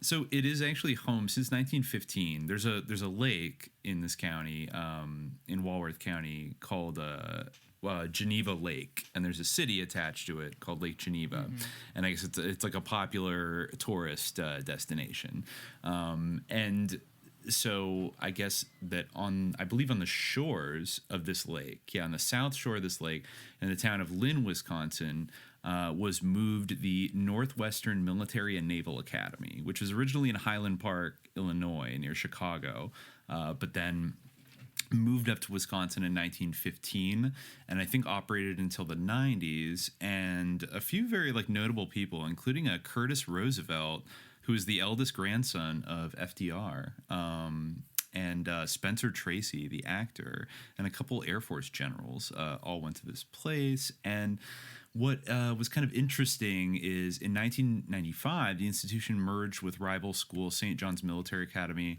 to form St. John's Northwestern Military Academy. The Lake Geneva property was abandoned for a few years, which fell victim to vandalism and became the late-night choice of neighboring kids, maybe doing occult rituals. Before the beginning of the 21st century, the property was sold to a developing company. Several acres of the academy land have been transformed into an affluent community peppered with expensive homes, so very rich people. The Davidson building in Lake Geneva no longer exists, but in its place is a piece of stone from the school, the plaque of remembrance. Now, this is interesting. Scenes from the building interior were used for the filming of Damien, Omen 2. Interesting. So, and that came out in 1978. That's obviously a sequel to The Omen. Yeah. That's when he's at like military that school basically or was something, about right? I think so. And so that was actually shot at this basically wow, just looking at the plot to this, like he goes to an academy and Damien's new commander, Sergeant Neff, is revealed to be a secret Satanist. I mean, yeah, played by Michael Aquino was the title consultant on that movie too. Yeah, exactly. Wouldn't surprise me. This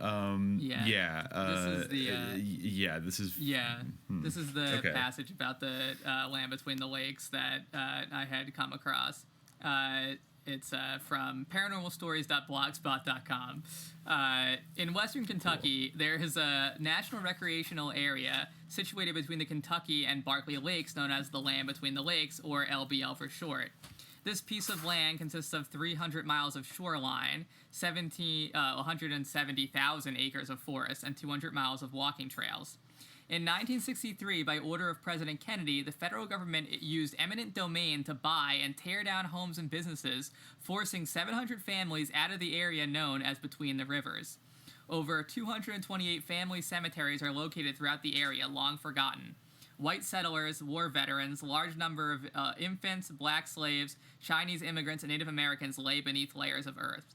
And, of course, the biggest story about this area that's existed according to this site for hundreds of years is that of a wolf-like creature among the trees attacking cattle and livestock during day and night.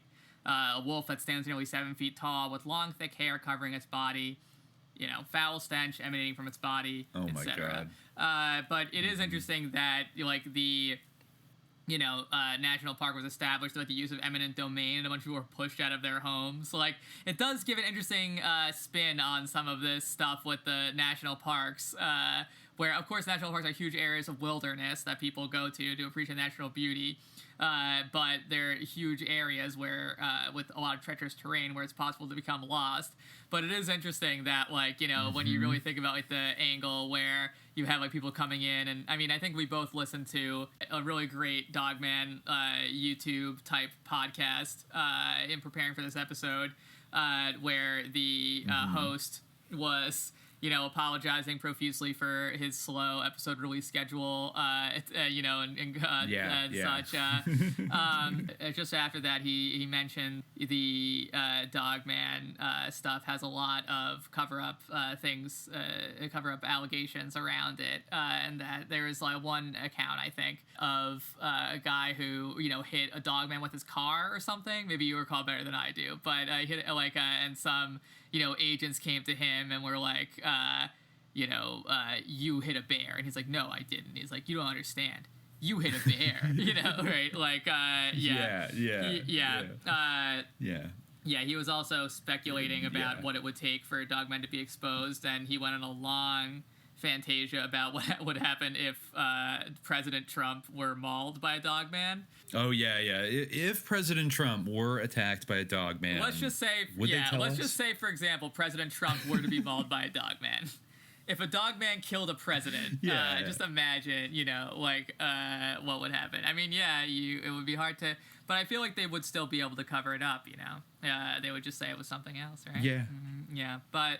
Yeah. It's always pretty easy to sweep under the rug. There was apparently, it was determined, of course, to be like a normal gray wolf, but there was a big thing a while ago I'm trying to think where the actual place was. It was north central Montana near Denton. A strange animal was killed, and no one really could figure out what it was. Was it a wolf? It was a wolf-like creature. People were speculating, like, oh, is it an extinct dire wolf or something, or is it a hybrid between a dog and a wolf? Eventually, apparently, they determined that it was a normal wolf, which is weird. There was this whole mystery, but there was one really great comment in that article, which was, that could very well be what's being called Dogman. They're spotted each day, and the government quells any and all reports. Several people report being strong-armed to keep quiet about their reports by men wearing black suits. These are just facts. Look into it if you don't believe me. They're just facts. Just facts. Just the facts. Yeah. I think I just discovered something that's gonna. I discovered a couple things that I think are gonna blow the lid off this site of activity. Okay. In Walworth County. Okay. So the first, it's kind of, it's hiding in plain sight. I just looked up the Lake Geneva Wikipedia to see, is there any other information there? Now I'm gonna read a couple things that are just a little interesting. There's like three little things here. First, in 1954, Lake Geneva was one of the 3 finalists for the location of the United States Air Force Academy, but ultimately lost to Colorado Springs, Colorado.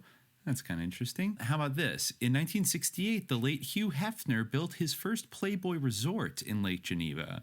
The club closed in 1981, and in 1982 was converted into the Americana Resort, and in 1993 to the present Grand Geneva Resort. Okay, so Hugh Hefner's hanging out. Was he from Chicago? I forget. So maybe he knew about it, but still, interesting Playboys up in there. But check this out. Okay.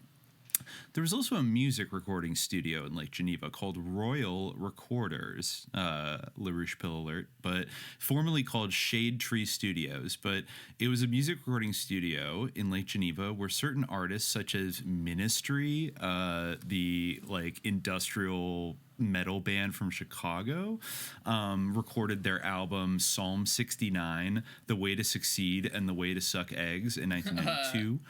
Cheap Trick, which is from nearby Rockford, Illinois, recorded their Standing on the Edge album in 85 there. The band Queensryche, which is a band whose name has never sussed me out, recorded their album Empire in 1990. The Crash Test Dummies recorded in 1993.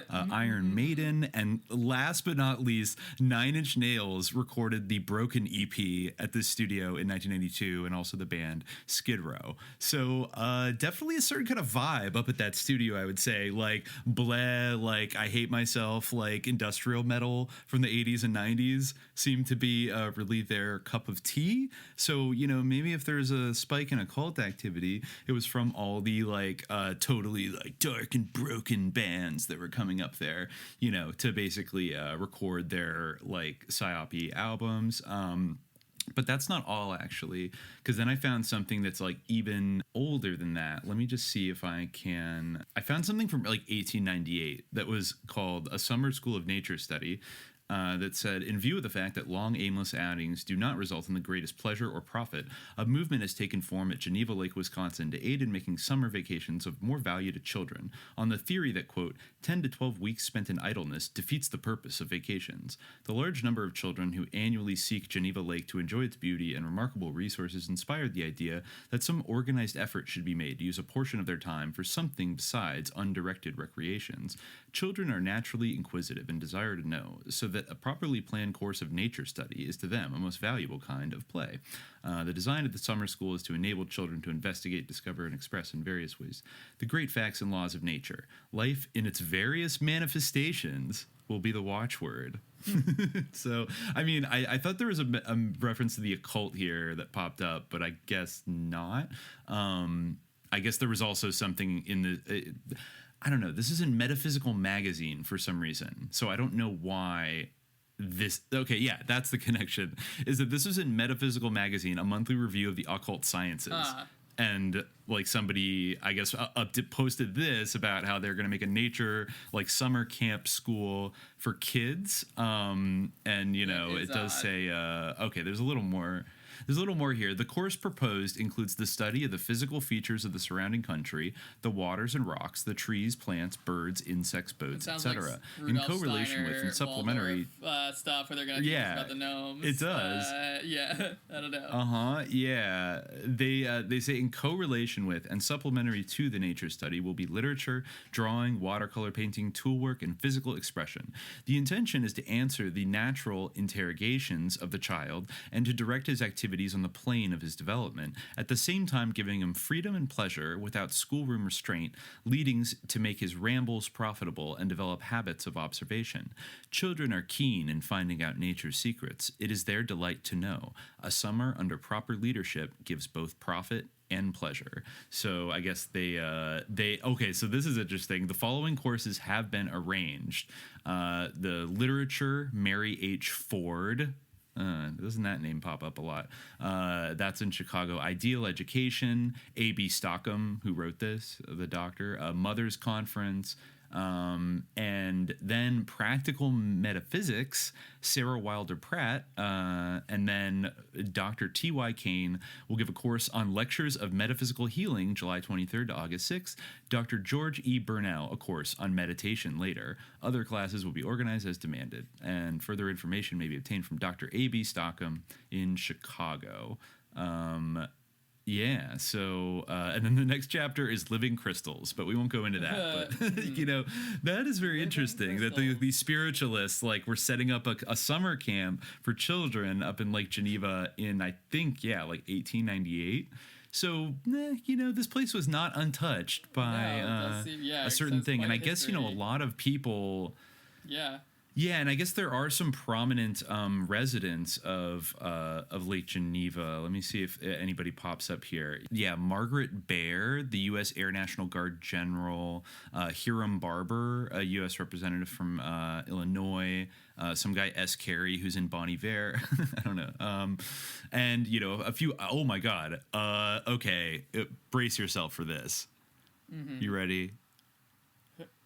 You know who lives there? Gary Gygax, writer and game designer, creator of Dungeons and Dragons. All right. Okay. Well, and then also Mary, and then not one but two, Margaret Weiss and Mary L. Kirchhoff, who are both authors of the Dragonlance novels. So, interesting. You got some politicians, authors, like musicians coming in and out, and then some Air Force generals thrown in for good measure. And you got an interesting little resort community there, I would say. Well, like the biggest thing, and filming The Omen there as well. I mean, the biggest thing is that like there were this was a spat of like the cult activity. Like it wasn't just like teens going out in the woods and like lighting candles. There was like verified like animal mutilation. That was weird. People didn't know why exactly it was, but people were speculating, maybe, they were doing dog fights and then these dogs were injured, so they had to kill them. There's a section called Cult Connections in The Beast of Bray Road, Tailing Wisconsin's Werewolf that Linda Godfrey wrote. Oh, yeah. And, so, she gives some general background for this, So the first Strange magazine article on the Beast of Bray Road made a point of noting various local paranormal manifestations or hints of them. Writer Scarlett Sankey quoted a Milwaukee Sentinel article from June 1991 entitled Pets Mutilated, Cult Activity Suspected in Lynn, in which the county's animal control officer, John Fredrickson, described finding dozens of mutilated dog and cat carcasses and skeletons near a road in Lynn Township, about 10 miles south of Bray Road. The animals had slit throats, were decapitated, or had their hearts removed, and speculated the odd kills could mean cult activities of some sort were taking place nearby. The bodies were disposed of quickly. I had interviewed Fredrickson multiple times, and he told me most animal disposal cases were either people trying to get rid of dead pets or dogs killed in dog fighting. There were also cases of a few unscrupulous dog racers disposing of greyhounds past their prime. Yeah, by, like, decapitating them and cutting their hearts out. Anyway, but... Yeah. I mean, and even carcasses left from people who consider dog meat, or sometimes dog parts, a delicacy for their own tables. Whether these grisly finds had anything to do with either unspecified cults or the Beast of Bray Road sightings has been disputed. I have yet to find a clear link to either.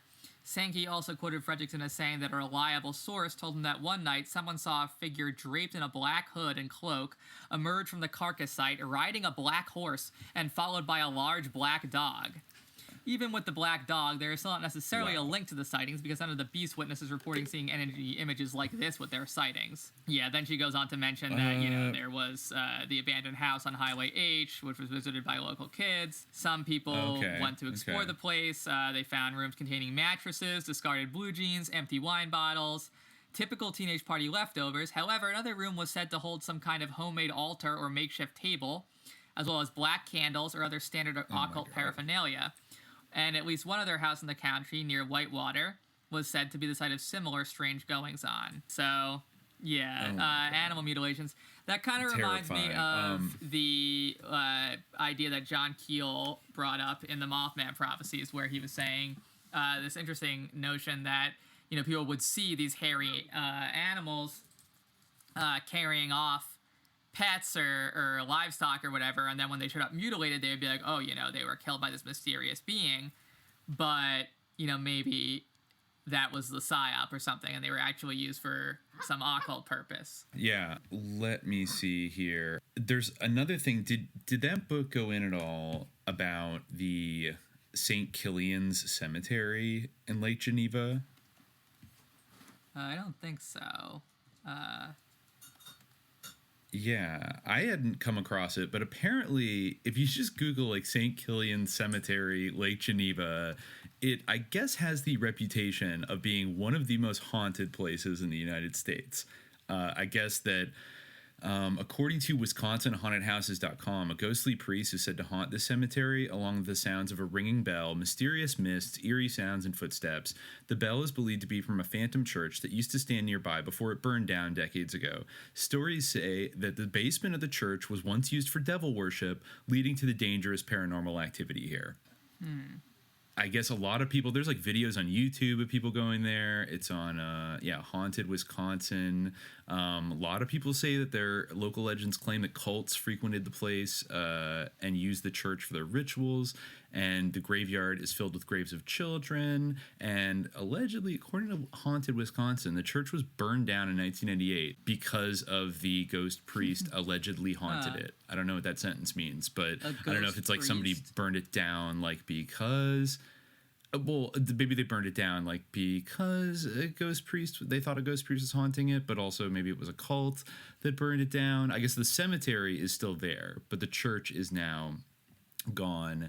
And people say that basically it's like one of the sussest places. The sussest places in Wisconsin.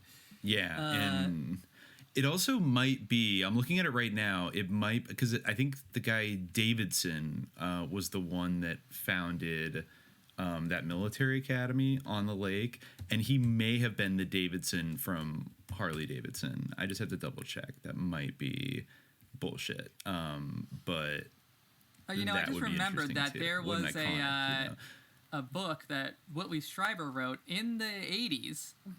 We talked about Whitley Strieber and his many sus connections, or the possible sus implications of his writings in The Secret School, and of course his famous communion and things like that. And he wrote a book that became a movie. I'm trying to remember who was in it. Who was in the movie Wolfen? Communion? I guess no one of note. Albert Finney was in it, but there was a movie before that called Wolfen, based on his book. Or maybe it came out after the movie Communion. I don't really recall, but he wrote a book called Wolfen, which was basically about the Wolfen, these shapeshifters, kind of the man-like wolves, super intelligent, like a pack of wolf-like entities. I just remembered that. It's been a while since I've actually seen or thought about Wolfen, but it is interesting. Yeah, it was his first fiction novel. Wow, with that the is Wolfen. Interesting. Yeah. That's an interesting connection. Yeah. Very interesting. Well, you know what? That actually ties to something that you linked to that I kind of wanted to bring up, which was sort of the because of course, right? Oh, the Hitler right. connection, That's to this. Right. You found that in an interesting book. Yeah. let me see where it is. Oh yeah, the lycanthropy in German literature, which is it actually gets into a few different things that I find very interesting topics, including the Werwolf brigades, but it's quite a hot literary analysis of like the relationship between Hitler and wolves and all these other things. He thought of himself as being a wolf. Maybe I'll just read it. He's a wolf for himself. Yeah. Yes. There's some interesting stuff. Yeah. Exactly.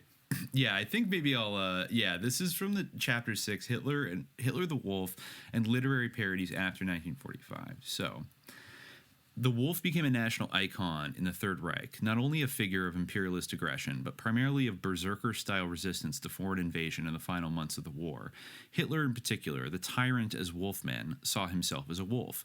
He was familiar with the Disney cartoon Three Little Pigs, from 1933, and was frequently overheard whistling its theme song, Who's Afraid of the Big Bad Wolf? What? As suggested, wow, I didn't know Hitler was such a Disney fan. Wow, okay, interesting. Yeah, there's a lot of great nuggets in this chapter. It's suggested in chapter 5, Hitler's case of wolf neurosis could have been similar to that of Freud's Wolfman in that it may have been based on the trauma of witnessing his parents' sexual act when he was 3 years old. Although Hitler saw his father as an aggressor, as a wolf, like his son, Alois Hitler also owned a large German shepherd. Unlike the Freudian Wolfman, he did not develop a wolf phobia, but overcame it by deeply identifying with wolves. By living up to the meaning of his first name, Hitler subconsciously followed Freud's logic in Totem and Taboo of killing off the patriarchal leader, his own father, whom he saw as a rival, but then asserted himself as the new patriarchal leader of the entire horde, the German Volk. In the final months of the war, this is interesting, the Nazis developed a werewolf cult, setting up a berserk troop, quote, trained to engage in clandestine operations behind enemy lines, a top-secret movement reminiscent of, but not necessarily modeled on, Hermann Löhn's concept of resistance in his 1910 novel Der Werwolf. Today, Löhn is a relatively unknown author, but his novel became an instant bestseller in the Third Reich, which celebrated him as a front fighter and was enamored with the book's wolf imagery and its hero, Wolf, a berserk-like figure who fights with the ferocity of a wolf. And this is a quote from the book, "Our captain's name is Wolf, and he is a real wolf. Wherever he bites, there are 33 holes." Wow, okay. Hence, I think we call ourselves, Hence, I think we call ourselves the werewolves. Note the H in the original title, Der Werwolf, derived from sich wehren, to practice resistance, and where we have opposed any nefarious acts, we leave as a sign 3 chops with the hatchet, one here, one there, and one to connect the two. So they leave like a rune, like etched out in a hatchet, I guess, basically. And wow, 33. Okay. The novel contributed to inspiring the Ardemanen Society of the 1920s, an organization that advocated the formation of communities of Wehrbauern, so-called defense farmers that were set up against the threat from Poland to the demilitarized Weimar Republic. While the theme of lycanthropy is poorly developed in Löhn's book, the idea of a Volkssturm, an attack involving the entire people during the Second World War, may have owed more to Hitler's own identification with wolves, and in particular with the god of storm and war, Wotan, Odin. Odin's wild hunt with the berserks may have served Hitler and his entourage as a mythical model, but so did Napoleon's Landsturm of 1813. Hitler seemed to have identified very closely with Wotan as the wild huntsman leading the Wütende Heer, the furious army of berserkers. One of his favorite paintings was Franz von Stuck's Die Wilde Jagd, The Wild Hunt of 1889, and he may have envisioned his own proximity to Wotan, also via the animals with which the latter is associated, the 2 ravens Hugin and Munin, and the wolf Fenrir, who would sit by Wotan's side to be fed only by him. In his last days, Hitler too allowed no one else to touch or feed his shepherd's dog's pup, Wolf. The desperate use of berserks against the enemies of the Reich also became known as Unternehmen Carnival, Operation Carnival, and on 1st April 1945, Goebbels made his infamous appeal to the Werwolves, quote, "Hatred is our prayer and revenge is our war whoop." It was the moment when the werewolves had gone from an originally clandestine operation to a public terrorist organization, and Goebbels planned to form bands of partisans, even a Werwolf radio program, and a newspaper for this organization, Zena LaVey. The werewolves were freedom fighters, Freiheitskampfer, a concept which evokes the terminology associated with Homo sacer as being wolfsfrei, with berserkers as free as wolves to do anything, a desperate notion of freedom in the end, and one more linked to self-sacrifice than to liberation from the enemy. But this new terror organization was directed at least as much at faltering German civilians as against the Allies, as the Völkischer Beobachter made clear in no uncertain terms, quote, "The werewolf justice will strike wherever meat creatures try to abandon their ranks." The wolf's aggression thus turning inward upon its own offspring. This strategy is far removed from any nurturing instincts that may be accredited to wolves. Victor Klemperer has even argued that in the final minutes of the Third Reich, the so-called Bandenkämpfer, gang fighters, were letting down their masks, revealing the true bestial and thus primordial mythical nature of National Socialism. The metaphorical wolf, animal passions that had become suppressed with the Enlightenment and led to national neurosis, was at last fully set free in the Nazis' self-devouring, all-consuming final showdown before their complete Untergang, downfall. Wagner's Götterdämmerung, Twilight of the Gods, which was modeled on Wotan's and the World's End at Ragnarok, had found its grand historical enactment, at least from the point of view of these self-deluded werewolves. Hitler's manic vision of total destruction and of himself as a, quote, Teutonic god fulfilling ancient myth included not only the concept of totaler Krieg, total war, in the final days of the Second World War, but also the destruction of all Germans as not worthy of their leader. The path for this had already been laid through genocide in the preceding years, through the objective of eliminating one entire people in the Holocaust. The inevitable destruction of the world in one, quote, tremendous Holocaust was a vision Hitler received from Wagner, and we've seen specific intuitive references to this as early as in Hesse's Steppenwolf novel in 1927, which aligns the wolf with Wagner and the view towards impending social destruction. Keeping in mind that the wolf is a specifically Germanic concept in the context of expulsion, one may be tempted to argue with Carl Jung that myths and archetypal motifs of a given culture determine that culture's political actions. In his Wotan essay of 1936, Jung says that, quote, a race/nation has its characteristic behavior molded by their cultural portrayal of a specific archetype. One can speak of Wotan as an archetype, as mediated through elements of Germany's history and culture. It is specifically in the reduction of humans in the camps to parasites or vermin that the natural boundaries between two species at opposite ends of the evolutionary scale are transgressed ad extremis. Although largely a relic of the religious racism of earlier ages, the Varger also fits into this paradigm of parasitism, of Ungeziefer, vermin, and thus becomes part of the scientific racism of the 20th century, whose vocabulary of contagion results from the technological advances in microbiology and bacteriology. Ungeziefer, a word used by Lons to label the Romanis in 1910, carries the meaning of an animal that cannot be sacrificed because of its uncleanness, but it can be killed by anyone, even the father, as we have seen in Kafka. Following the Hegelian master-slave logic, the despot needs the homo sacer as an outcast. Sorry, the two mics there. The sovereign outside of law seems to feel the pressure of rendering his unlimited power visible to himself and others by stripping some of his subjects of all their rights and taking them outside, ex capere of law, into the state of exception. The Nazis persecuted groups and individuals whom they labeled as racially unclean and parasitic, and according to the rationale of the time, it necessitated their ultimate treatment as animals of the lowest order, as beings at a level lower than animals. In his study of abnormality, Michel Foucault mentions as one aspect of monstrosity the creature between life and death, a phenomenon that evokes not only the undead of myth and folklore, but also the homo sacer of the camps. In his transgression of natural limits, the homo sacer is that Foucauldian monster between life and death. It is specifically in the reduction of humans to parasites, to lice, where the unclean homo sacer of the camps and the medieval wolfman, the Varger expelled from the community and at the mercy of anyone who wanted to kill him, become identical. It does not surprise, then, that in his duality of perpetrator and victim, this figure also appears in literary representations of the Third Reich and of the Holocaust in particular. In different guises, the Wolfman, as perpetrator and victim of genocide, makes reappearances in Günter Grass Grass's The Tin Drum, Dog Ears, and in Edgar Hilsenrath's The Nazi and the Barber.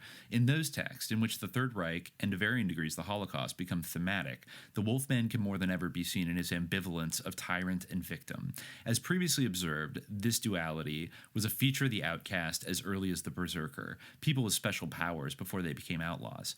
How does this duality map out in those prose texts? How do wolves feature in Good to Grass? And how does the Wolfman shift identity between victim and despot and vice versa? How is he represented in the context of the Wild Hunt myth? And how does he survive and resist persecution and annihilation? And how does he become a tool for parody?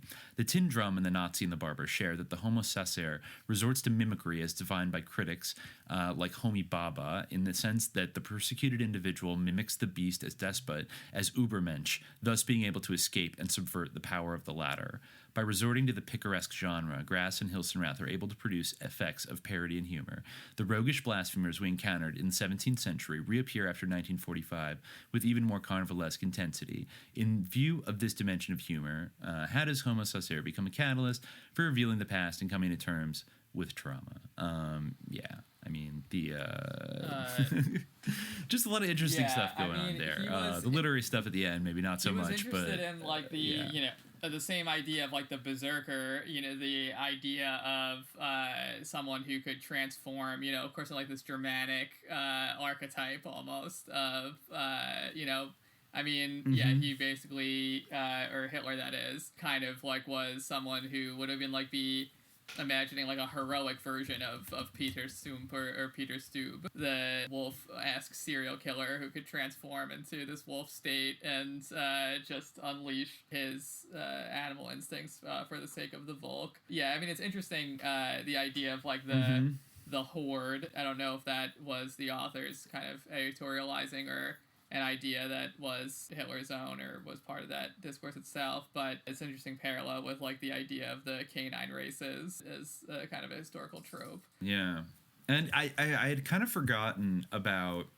I definitely looked into it before, but the Werwolf organization that was set up in 1944 is like basically really kind of sounds like, I think a lot of people have described it as kind of the seed unit of what would become Gladio's like stay behind units, and probably a lot of the same people were involved in it. And of course they did, under the creation of Goebbels, created Radio Werwolf, which then was like taken as Nicholas Schreck and Zena LeVay's like cool, totally not Nazi band in the 80s, but also I just looked at on the Wikipedia, you could see that their rune that they have, and that is something that you see all over the place nowadays on like with like 8chan Nazis or whatever, or people on like white supremacists today. A lot of them rock like the Werwolf model, and if you really think about like the structure of like lone wolf terrorism and stuff like that, I think even one of those crazy kind of like MK mass shooters from a few years ago, he kept photoshopping the symbol from a video game called Berserker, I forget which game it was, onto like his head and the heads of like his enemies. So the guy who shot up like a newsroom in like Maryland or something like that, and he was like obsessed with this Berserker video game. And if you think about like a lone wolf terrorism, like the guy who did like the Christchurch shooting, like he was an absolute werewolf. He probably thought of himself as a werewolf, honestly. And I think people like Otto Skorzeny and like some of those really notorious like post-war Nazi war criminals that ended up like working for the CIA and being like plugged into Gladio and everything, like they all got their start in Werewolf. But I'd never heard it described before as they started a werewolf cult, which I shouldn't maybe surprise me all that much, given the Nazis and like SS people being basically like satanic cultists, more or less, but that that they not only kind of adopted this this like kind of persona or this like label or brand as like a werewolf, but that somehow they were like doing rituals to like turn themselves into werewolves or something like that. Like very it hints at I like to read more into like the occult aspect that they injected into the werewolf thing, because also they ended up having an impact in the post-war world, and some of them were brought over probably to America, and then you start to plug all these things together and you're like, what if there were like Nazi werewolf people in America that imagery it's interesting because the imagery is like of the wolf among sheep, like the werewolf like folklorically is this even in our current Hollywood mythos of like the Wolfman, like the Lon Chaney type Wolfman, it's it's a wolf who hides in plain sight. He seems like a normal guy, and then like he wolfs out. The whole idea of the Werewolf is that, even in other contexts, it's someone who can conceal themselves, who acts like within the community. There's this threat from within, where the Cuno-Bales maybe, or the Cunocephaly they're without, they're beyond, the walls, they're with Gog and Magog or whatever. The Werewolf a lot of the time is within, stalking. He's there. And that was a really real concern when the Allies kind of, liberated Europe, both on the Soviet and to an extent the American side, that they probably really mitigated their Werewolf threat by just like hiring all of them. So, but yeah, there was some rounding up going on. Beria did an authoritarianism, and I think executed like 600 suspected werewolves. Beria on the right side of the on the right side of the satanic appropriate reaction. Yeah, the satanic necessary reaction of 1946.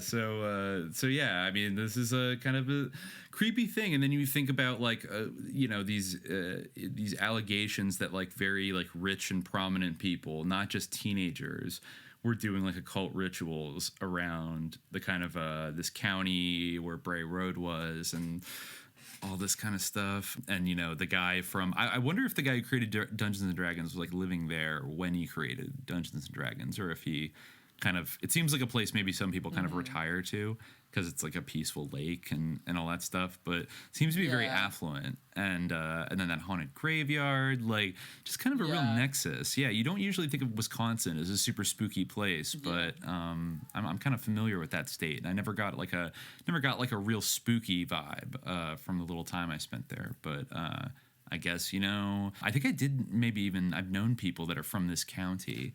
And some of the cities around in it, but I never heard anything. I never heard about a Dogman or anything else. So, it's I mean, there's not a lot of like I guess there is forest because that's where all this stuff happened. But in a lot of like Wisconsin and those Midwestern states, maybe you kind of think like maybe the reason they have less cryptozoological encounters is because it's just open fields everywhere. There's not a lot of mountains or, valleys or like dark little pockets where you can have a kind of liminal encounter. But I guess don't know. An interesting aspect is the idea of these places is like being cultivated deliberately. The reason why, because it is a unique aspect. We'll talk about this in Bigfoot too, but Teddy Roosevelt, the creator of the National Park System, had his own, I guess it's not his own Bigfoot encounter, but he did relay a Bigfoot story of his own. It's a little bit tangential to the particular wolf occult connection, because of course the wolf is a much more sinister animal in its connotations, as we've talked about, and I think we'll get deeper into after in the next hour of the show before wrapping up. But by the way, were you aware, we can take a break in a second, but I just realized that one of the beaches on Lake Geneva is called Bigfoot Beach State Park? The lakeside shore path is dotted with Gilded Age mansions, many built by wealthy Chicagoans. And the 19th century Black Point Estate and Gardens was the summer home of Chicago beer magnate Conrad Sipe. Maybe there's a little, I don't know. There's a bit. So this is what all these Chicago people are obsessed with: spiritualism and the occult and shit. Especially, I would imagine, maybe some of the rich people. And they'd been going up there for over 100 years. And how long they've been building it. The other thing that I noticed that was interesting about this entire county, Walworth County, that was just mentioned like incidentally, was that its kind of like ethnic background is relatively kind of a standout, and it's quite different than most of the rest of Wisconsin, which is like very heavily like German American and Scandinavian American, like Swedish and Norwegian people, is what most of the counties in Wisconsin are like, particularly the more rural ones. But this one is like mostly Anglo-Saxon, and I guess was settled maybe a little bit earlier. So it even like, I don't know, the most prominent people, it said that the voting patterns, owing to its Yankee heritage, which contrasts with the German American or Scandinavian character of most of Wisconsin, Walworth County was initially a stronghold of the Free Soil Party. It voted for Martin Van Buren and John P. Hale in Wisconsin's first 2 presidential elections, and its opposition to the spread of slavery meant it became Republican in subsequent elections, even resisting the appeal of Wisconsin native Robert La Follette when he carried the state in 1924. And it's still very Republican, but like Yankee Republican. And the only Democrats ever, I guess, in the 20th century, nobody's actually won it, I think, since Woodrow Wilson in 1912. LBJ and Barack Obama got 48%. Franklin D. Roosevelt and Bill Clinton are the only other Democrats since Wilson to get more than 40% of the vote. Though Joe Biden got close. So interesting kind of, just like it stands out a little bit in multiple ways from like the rest of the state of Wisconsin. So it really makes you wonder. Yes. And Bigfoot Prairie. Maybe when we get back, we could talk about like why are things named Bigfoot in this county. I think that Bigfoot, that seems weird. Bigfoot is a name that was attributed to like a lot of Native Americans, like went by the name Bigfoot, like before, as we talked about in Bigfoot. That's true. That's possibly part of the reason. But I think there's still a little bit more like good missing 411 stuff to get into, and like a little bit of deeper past connections with some of this stuff to touch on, but there's time for some. Oh my God! Wow. Okay. Yeah. So you were. We'll take a break. Yeah, we'll take a quick break right now. But we should mention when I come back that you're right that the beach and park were named after Chief Bigfoot, who is the Potawatomi leader in the area until he was forcibly relocated. But interestingly, the original name of the lake itself was Bigfoot Lake. And then it was renamed Geneva Lake later. Was it and they even have a Bigfoot High School the there. Chief as well, or was it named Bigfoot? Oh, okay. I believe so. Yeah. Oh, you mean like when did they? No, it was John Brink, a surveyor, renamed it Geneva Lake, maybe to like appeal to the bougie Chicagoans. I don't know. Yeah. Okay. Well, around when did he rename it? Okay. It doesn't. Wait, I'll have to look through this article right here. Oh my God. No, okay.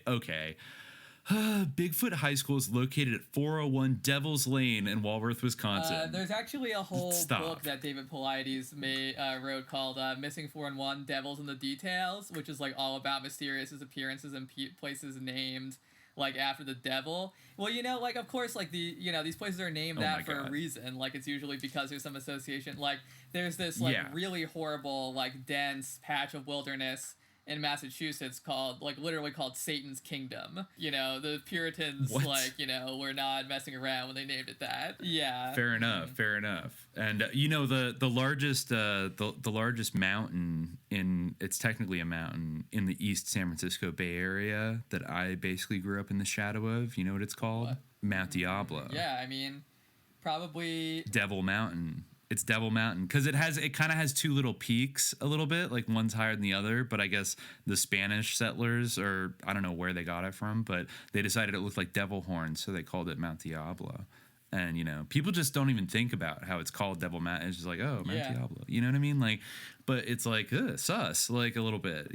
Like, why is there a Devil Mountain leering over us, right? I don't know if there's anything spooky that's happening. If it's called Mount Diablo, it's probably because either it was at one time considered to be really dangerous or associated with something demonic. Was it ever volcanic? Like that would maybe make sense. Not for a very long time, maybe to like 10,000 years ago, but like not. I don't know. I should check if it's like a dormant volcano, but it's it doesn't look like a it just looks like a gigantic hill. Like it's not like an extreme mountain, but it's just sort of plopped in the middle of the East Bay, and it's got a little like secondary peak that's kind of pointy and devilish. So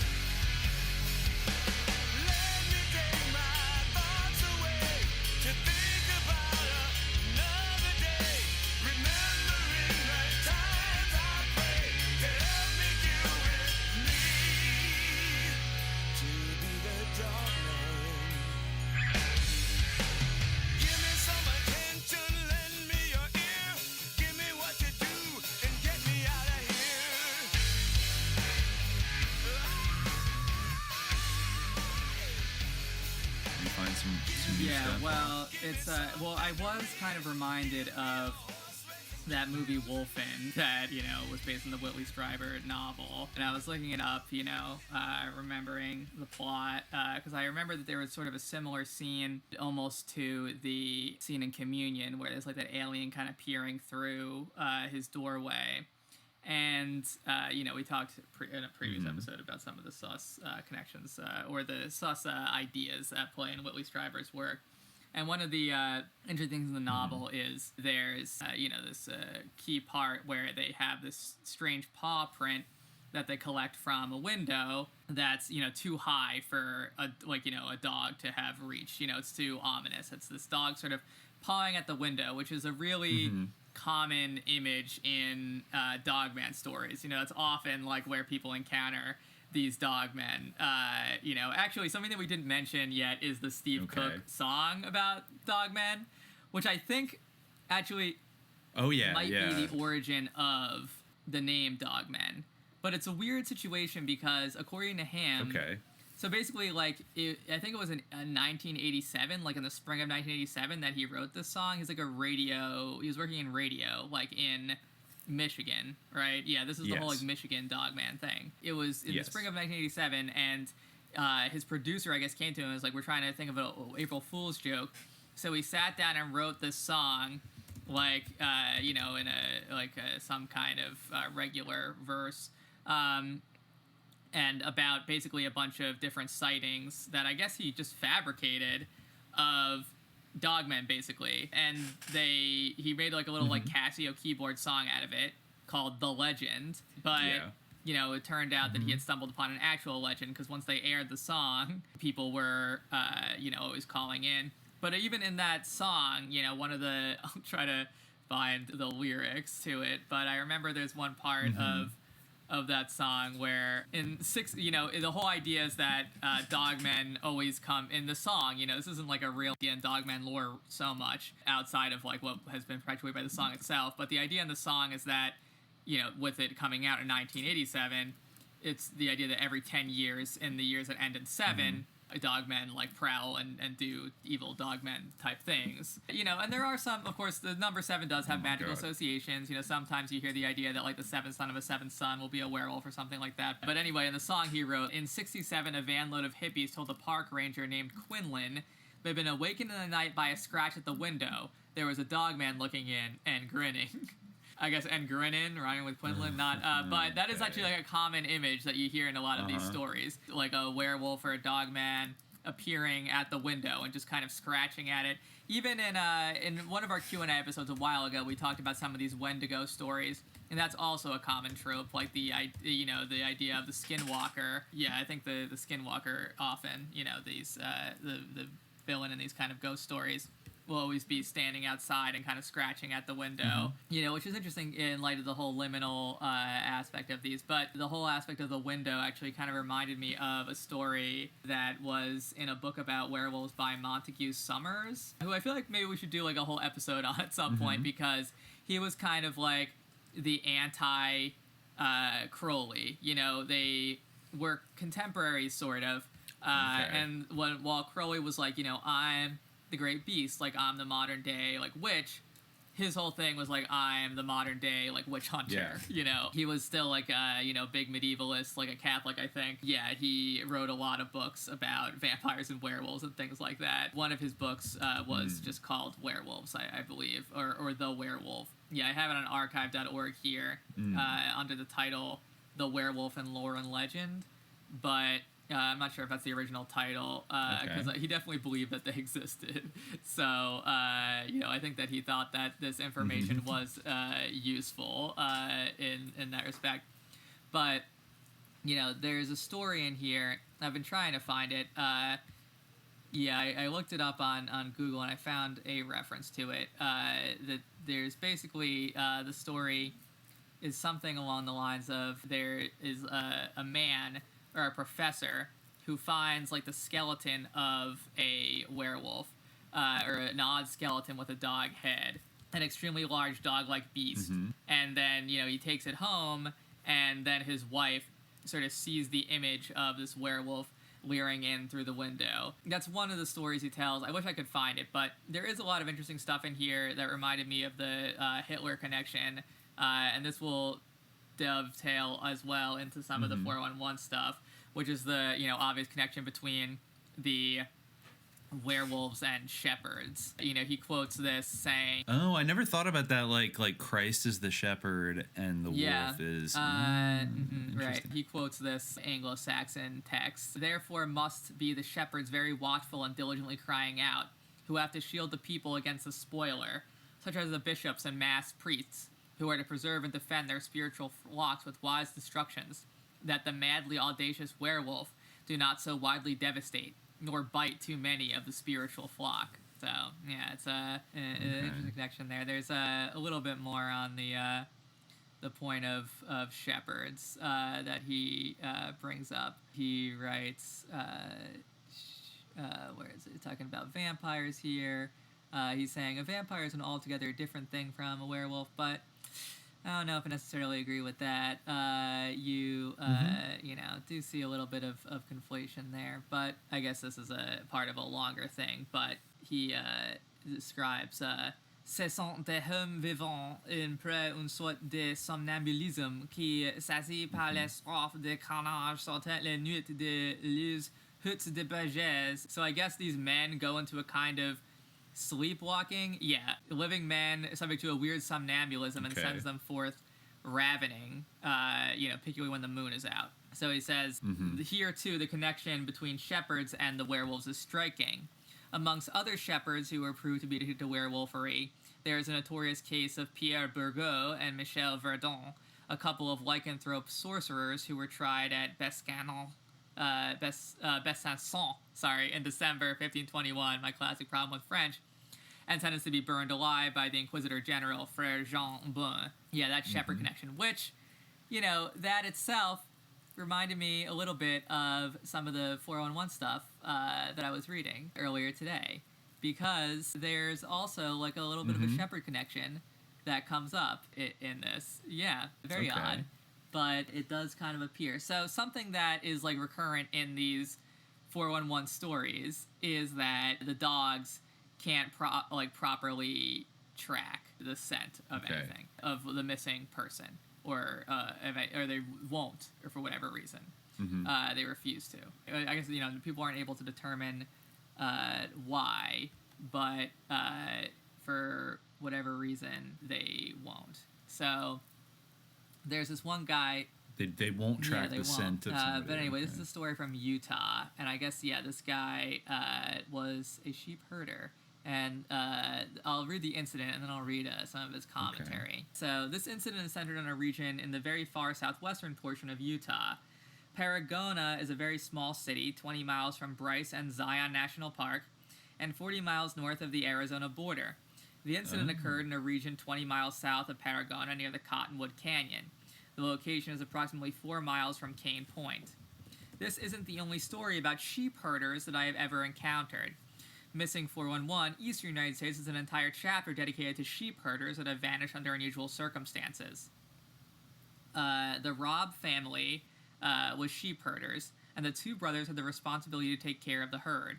Articles spelled the name of the victim in the story two different ways, Marlon and Marion. For consistency in the story, I will call her Marlon. Something had been stealing sheep belonging to the Robbs, and the boys had decided to ride out, separate, and look for the culprit. Marlon had told his brother that he had seen a coyote and was going to ride out and kill it. This was the last time Marlon was seen. A June 8th, 1926 article in the Billings Gazette had the following headline: "Hounds to seek youth likely taken by beast." I guess this happened in the 20s. When Marlon didn't return, Marlon's brother had ridden out to find his brother and found his horse. There was blood in the saddle, and his brother's hat was sitting on the saddle horn. The brother searched further and found a location where he believed his brother had sat down. There was more blood and his brother's rifle. He searched into the night and couldn't find Marlon. He rode back to the community and asked for assistance. The family had some type of political connections, because articles state that Utah Governor George Dern sent special bloodhounds to the area to assist in the effort to find Marlon. Teams went back to the area where Marlin's brother had found blood and the rifle, and in a region further away from that scene, searchers found Marlin's knife and parts of his clothing saturated in blood. There were 2 sites where it appeared that Marlin had sat and rested. The rifle that was found was still loaded. A June 8, 1926 article in the Salt Lake Tribune explained what happened when the bloodhounds came into the scene. Bloodhounds were put in the scent, and the animals appeared to be bewildered and could not follow the scent.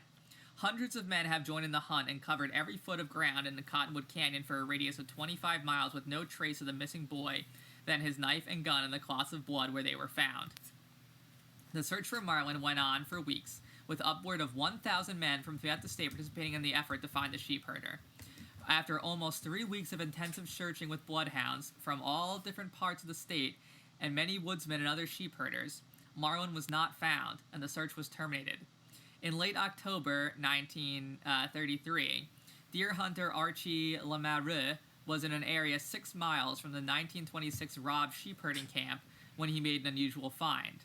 Archie found bits of clothing, bits of shoes, and a partial skeleton. The remains were turned over to the sheriff, who identified the remains as Marlin. There was no information on the terrain where the body was found or the condition of the remains, and there was never a statement on the cause of death. So, this is Paulides' commentary on this. So, the entire event is mired in confusing information. Some articles state that Marlin vanished 20 miles northwest of Paragona, some say southwest. Cottonwood Canyon is southwest. Some articles state it was Marlin who was lost. Some state it was Marion who was lost. Some say Marlin. I find it very, very unusual the newspaper articles mention the strange behavior of the bloodhounds refusing to track. Again, unusual behavior by canines plays a major role in a disappearance. I know that some of you may feel that a cougar or a bear took down Marlin. I don't think so. The boy was able to get to 2 different locations and rest, and his rifle was still loaded. Why would a predator take on a formidable target like a human on a horse when there were hundreds of helpless sheep to victimize? I find it very unusual that search teams knew the exact location where Marlin had rested and bled and were still unable to get dogs to track. That is true. I find that odd as well. Another very confusing, bloodhounds, they have a shirt covered in blood, and the bloodhounds won't track it. Anyway, they're confused. Another very confusing point the story deals with Marlin's last known location. Trackers are experts at finding people who have left tracks, especially in the woods. The June 8th, 1926 article in the Salt Lake Tribune had a sectional title, Tracks Missing, with the following statement. Men who are familiar with tracking animals and men have been active but have failed to find a trace of track leaving the spots where the missing boy had evidently sat down. There was some conjecture in news articles that sheep or other animals may have obliterated the tracks. Very, very doubtful. Maybe. I don't know. The newspaper doesn't place a statement in an article like that unless it bothered the trackers on the scene. Marlin wasn't the only victim of this incident. 1 year after he disappeared, his father died of extreme heartbreak for missing his boy. The entire event bothered me immensely. Tracks don't disappear, and bloodhounds don't arbitrarily decide not to track. The June 8, 1926 article and Billings Gazette article talked about using hounds to seek a, quote, beast. I think if we knew what the quote-unquote beast was, we'd understand what happened to Marlin. Interesting. Very interesting. Yeah, I'm looking into this region a little bit, and it's kind of interesting because there seem to be like 2 different Cottonwood Canyons in Utah. I guess there's maybe Cottonwood Canyon and then Big Cottonwood Canyon, which is closer to Salt Lake City. So I don't think it's the same one because this one's down in southern Utah, apparently, right? But actually it's unclear because there's some confusion. Near Paragona, right? Is what, he says, also I see here that there's another name for it. I don't know if this is a name for the canyon itself or like a sub-canyon called Second Left Hand Canyon. Wow, yeah. Left Hand, interesting. Yeah, and also I noticed that even though it's not the same, it is interesting that the Big Cottonwood Canyon, closer up to Salt Lake City, there were 2 little-known slasher films called Ice and Berserker that were shot in the canyon in the 1980s. Yeah. Berserker, the plot of Berserker is about a group of campers who were stalked and murdered by a Viking berserker. According to an old Nordic legend, a berserker was a bloodthirsty warrior who ate human flesh, was forbidden a restful death, and fated to be reincarnated in their bloodkin. And I guess the summer camp stumbles upon the berserker legend when it arises in Rainbow Valley, an area settled by Norwegian immigrants. Oh, kind of like Wisconsin. The camp is abuzz with rumors of a wild bear killing people in the area, including speculation about an old couple who got lost. But is it really a bear? Wow.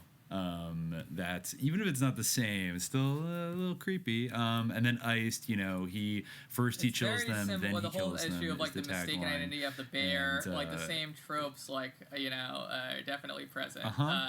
Yeah, and also interesting in the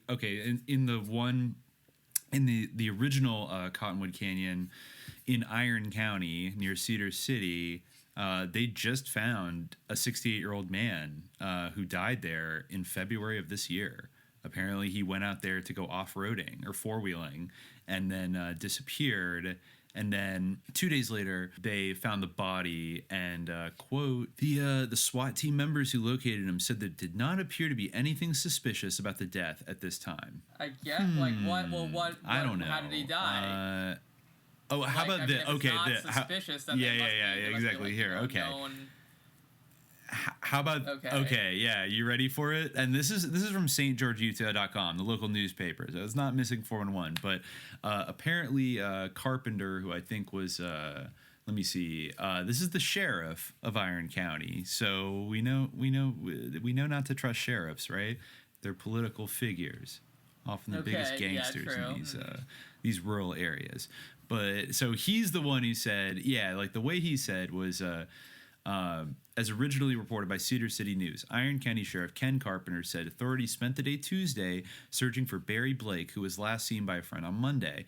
When search efforts were suspended at dusk Tuesday, Carpenter said they were planning to resume on Wednesday, and he contacted Cedar City News mid-morning Wednesday to say Blake's body had been located. And he said, quote, the SWAT team members who located him said there did not appear to be anything suspicious about the death at this time. On Tuesday, Carpenter said the friend had dropped off Blake and his four-wheeler in the area Monday afternoon, planning to pick up Blake at a designated spot later. When he, quote, when he came back to get him, he wasn't there, but he didn't really worry too much about it. That was yesterday afternoon sometime, Carpenter said. But then he never showed back up, and so about around 2:30 this morning, they reported it and paged out search and rescue.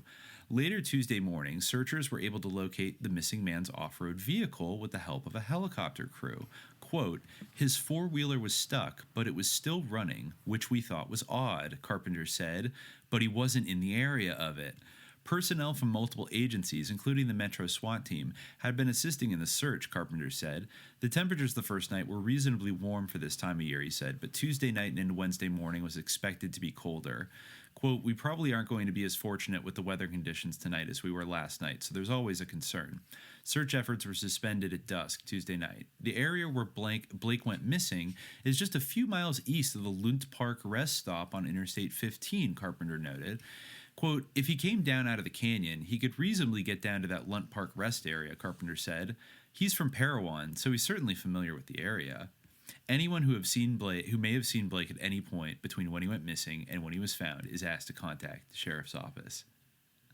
So, God, even the sheriff acknowledging, quite odd. They're not saying that he crashed his four-wheeler and flew off and then died, still, which would seem like after you a read all that, I'm reasonable way unclear to what die is out there. The idea that happened and how because if it's not suspicious, you'd think it would be very cut and dry. Obviously. What happened? How'd he die? He fell out? Well, Utah missing person. Okay, Let me check so because I guess something. You also don't quite know. At this time. So how is that not suspicious? Here we go. Okay, I think maybe we found an obituary from him. Let me see. Yeah, Barry J. Blake passed away on February 10th, 2021 in Iron County, Utah. Raised in Cedar City, he enlisted in the U.S. Army and served in the USA and Germany for 5 years. He was a truck driver and auto mechanic. Yeah, I mean, it doesn't really say what he died of. Okay, yeah, this just popped up on the first page of Google search that might be a little interesting on a registry of registered sex offenders and kidnappers. I'm seeing here Barry J. Blake, same birth date, 1952, offense statute, May 2002, sodomy on a child, attempted first-degree felony. He was a pedo. He was a registered sex offender and a pedophile who went out there four-wheeling. They have a booking photo of him. He's a pretty rough-looking guy. I guess he lived in Parowan, which is another nearby city. Yeah, wow, okay. I guess they wouldn't put that in the family obituary, but registered sex offender goes out four-wheeling, dies mysteriously, and then nobody says kind of what but it's not actually suspicious. happened to him. But yeah, it sounds like it's not suspicious. It's not suspicious. Not suspicious. Unclear. I guess maybe like, there probably wasn't any foul play. Like it was probably an accident. But all right, yeah. I think that's what they mean. But also, like, it's not. It's suspicious in the sense of like, what the hell? Like, well, how did he die? Like, I mean, I guess they could say that, like, okay, he went on Monday, and then he didn't show up. So like, he went missing Monday afternoon, and then they looked for him on Tuesday, and they couldn't. I think even on early Monday morning, because I called it in at like 2:38, or sorry, early Tuesday morning, like 2:30 a.m. They called it in. So they had all of Tuesday to look for him, and they couldn't find him. And then they called it off because it was a little cold that night. So like, maybe you could say, oh, if something happened to him, he might freeze to death the following night. But it didn't sound like it was like so cold on the first night that it was like freezing necessarily. It was like unseasonably warm, and the four-wheeler was still running, and his body was found not near it. So like, doesn't really make sense if he like crashed it that he would leave it on, but then like not just be found nearby it, like he got flung off of it or something. You know what I mean? It's weird. It's like he maybe he crashed it and then he went wandering for a while, but like, I don't know. Like, it was stuck, but it was still running, which we thought was odd. But he wasn't in the area of it. I mean, yeah. So like, they found on Tuesday morning, they found the off-road vehicle, and then it was, I guess, another 24 hours before they found his body. So it must have not been near it, right?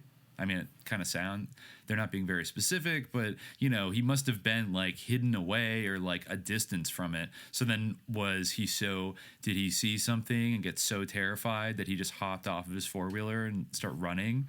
And then, but I guess in this case, maybe the Dogman was just applying the hot punishment as necessary. Since this guy was a pedo, maybe, you know. It is another interesting, like, I mean, it's not, in this case, you know, if we're, you know, speculating that this is Dogman related, you know, a lot of this is, like, in terms of the missing 411 type stuff, like, a lot of the stories are about, like, young people who get taken by animals that people, like, assume are bears or wolves. Like, this is, like, you know, I read the Big Dog story. I think Katie Flynn was the name of the girl in the Bigfoot episode, with the one with the berries. She was young. You weren't too impressed by that story. This is another one, you know, and it's in a place, actually, it's called Devil's Canyon, I think. Oh boy, here we go. We got Devil's Lane, Devil's Canyon, okay. You know, William Dunphy's daughter. You know, again, this is from like a century ago, so, you know, it was an infant. We don't know her actual name because, like, you know, children's full names weren't published like, at the time. And I don't know if even they still are when something happens to an infant. But anyway, it's in Montana, the hills outside of Ewing, Montana. So Ewing is now a ghost town in southern Montana, just 10 miles north of Wyoming. There is one building in the town that has supposedly been renovated for a local park ranger. The scenery around the town is gorgeous, high peaks and big mountains.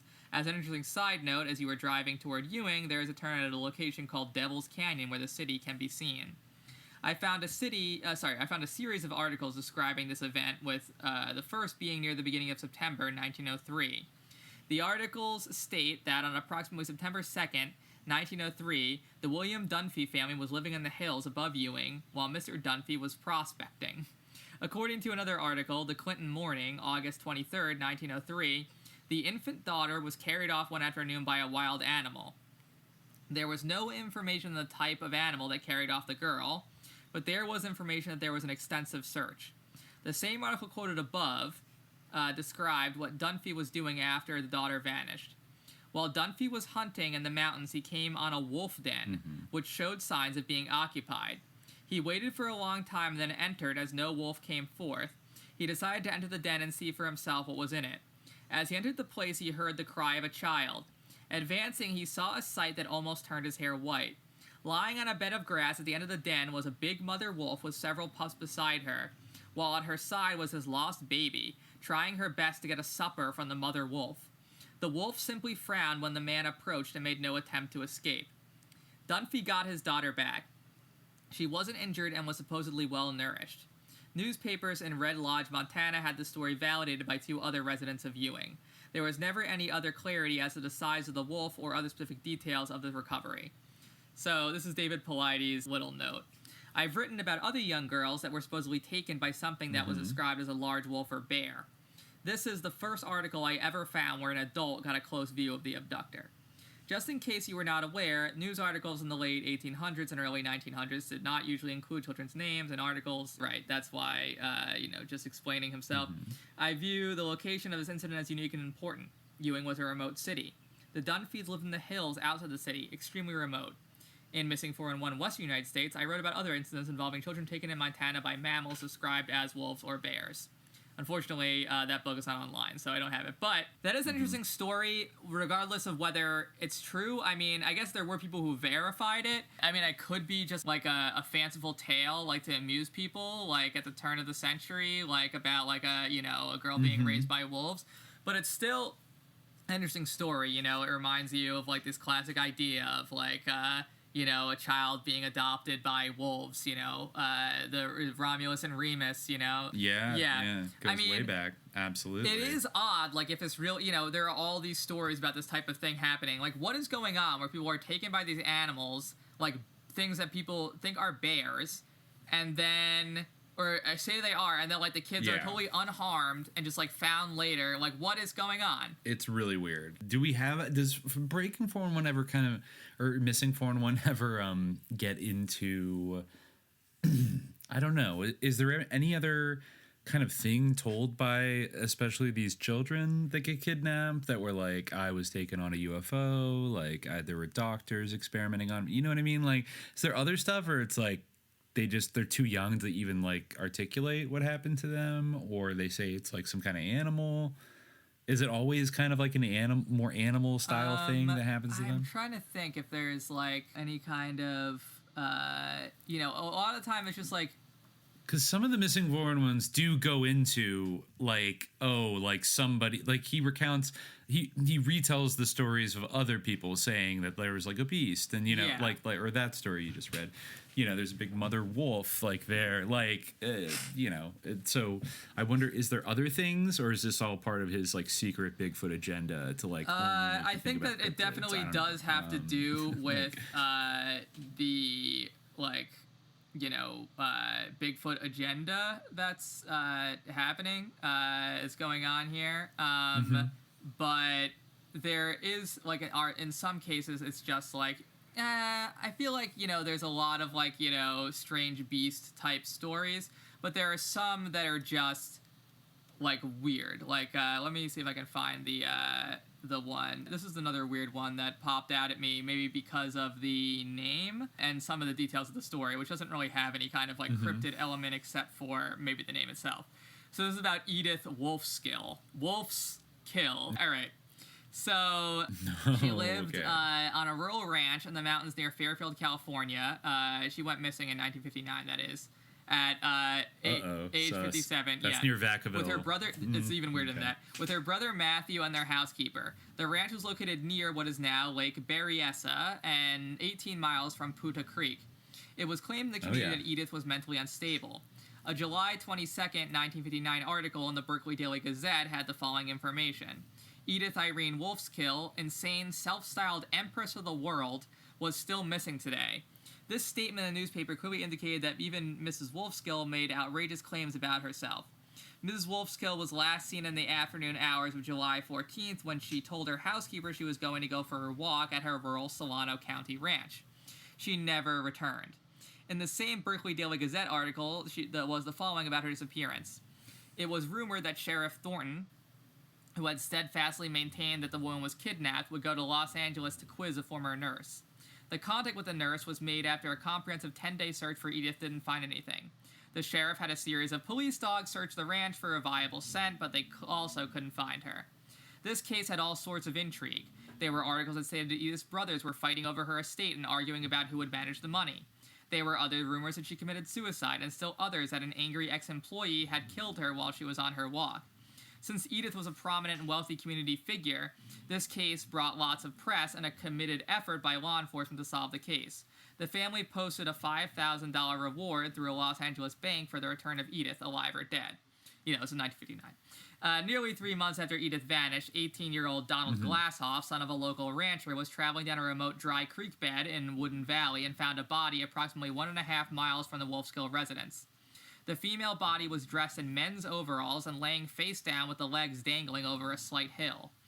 Donald contacted his father, who called the sheriff, then identified the body as Edith Wolfskill. A September 20th article in the Woodland Democrat had the following information about finding Edith's body. The dry creek in which the body was found, said C.S. Perry, deputy sheriff today, was thoroughly searched at least 50 times. It was never the same posse that did the search, either. It is puzzling to Sheriff Jack Thornton and myself how the body could have been there throughout the intensive search without someone stumbling onto it. Instead of solving the disappearance of July 14th, the discovery deepens the mystery, for there were indications that she had been murdered. Articles all clarified that Edith's clothes had been changed from the time she had last been seen at her ranch. It was clear that the men's overalls that Edith was wearing were not hers. The sheriff searched the area around the body and found a pair of low-heeled shoes that she had been wearing at the time she vanished. The shoes were found in a small creek/hollow 100 yards from the body.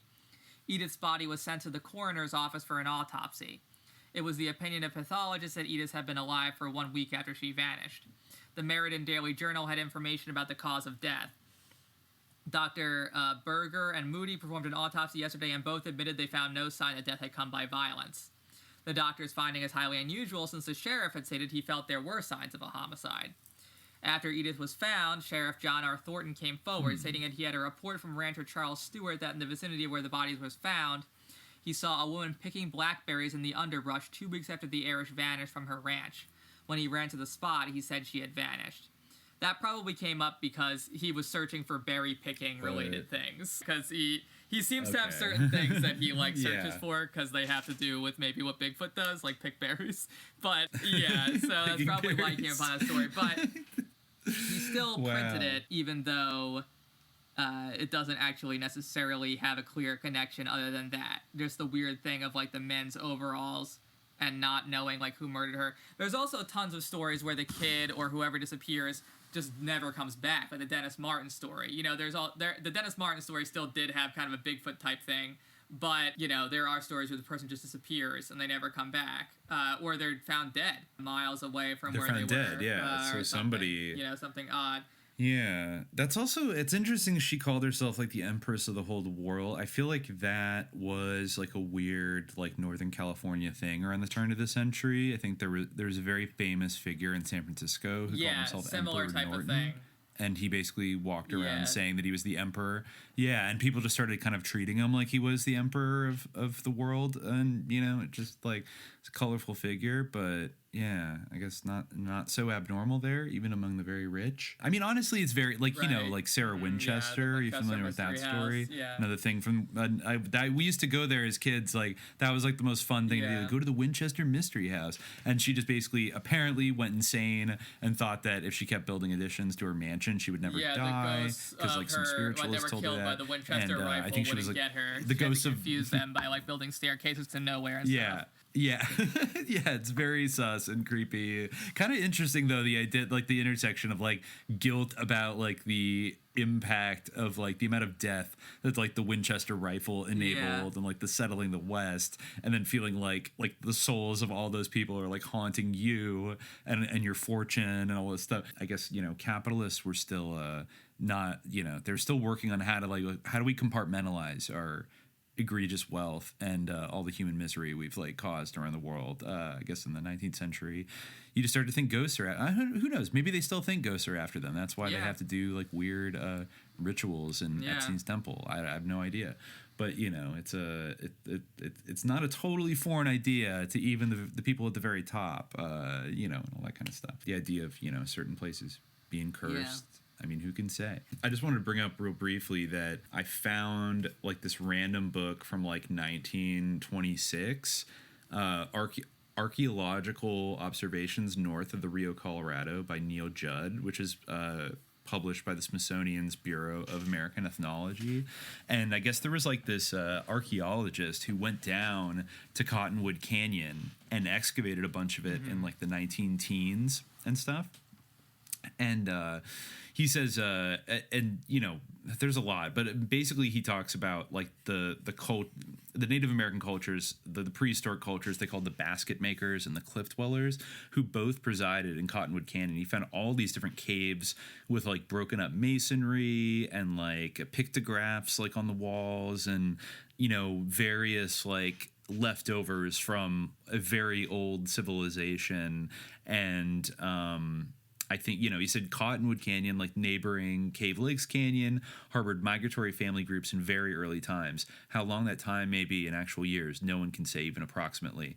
The basket makers were the first to arrive, as far as we know, but they were soon followed by cliff dwellers possessing a culture quite typical of their kind, yet less definitely specialized than that of their relatives throughout the San Juan drainage. And, you know, he just goes on, like, it's basically, like, it's a real, he has, like, maps of, like, all these cave systems, not all of which he was able to explore, but it sounds like there's a lot going on in that Cottonwood Canyon.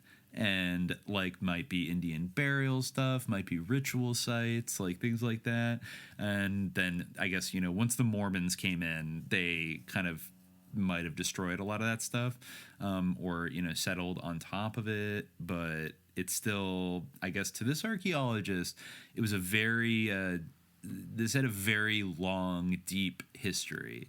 So, you know, to go right back to the beginning, if you're talking about people, I don't know, trying to summon certain spirits or things like that, or things being haunted, going all the way back to the earliest, you know, to thousands and thousands of years, who knows what's in that canyon? And maybe that guy, the sex offender who four-wheeled through it, he didn't realize it, but he fucked around and he found out. Some, you know, maybe a dogman. Yeah, Jin Dogman came and got him. Yeah. I don't know. Do they still lurk in those canyons? Like, are there spirits? I have no idea. Yeah. It is spooky. The one missing 401 story, I mean, there's a bunch of them. And it, like, you know, there's not really anything that truly links a lot of these. I mean, there's certain things, like the dogs not being able to track, like, and the stories a lot of them are eerie. The one that still really sticks out to me, I mean, we mentioned it and we talked about it in the Bigfoot one, but that's the Dennis Martin story, where, like, the head and, like, you know, they brought out, like, the Green Berets to find him and everything, and, like, the, like, FBI agent in charge killed himself. And, like, they saw, like, what they thought was a bear, but then it turned out to be a man. And, like, you know, they never found him, like, no matter what, like, they tried. And there was, like, this weird, like, you know, just cover-up around it and everything. Like, you know, I'm trying to remember what exactly it was, like, it's actually in the same book that I've been reading from, but, and there's that whole thing about, like, the wild men, like, he brought it up, and he said, like, you know, there's wild men. Mm-hmm. Yep. Yeah, they just live off the grid, Grid. Yeah, and then that was, just this weird mention that took place. Yeah, you know, he says, I am very interested in what happened in the meeting between FBI agent Reich and Harold Key. Was his story buffered in some way? Mr. Key's son stated that he had heard and observed a bear, which was later changed to his father saying that he saw a human. A bear normally walks on 4 feet, not 2. What was the difference in the sighting that changed his description? Why wasn't the fact that the Keys saw something carrying something over his shoulder in any MPS document, any newspaper article, or in any government documents ever released? Dwight McCarter confirmed he knew of this fact and he didn't know why it was never made public. It almost sounds as if Special Agent Jim Reich knew the Keys had an unusual event happen to them. So unusual they didn't want them coming to the park.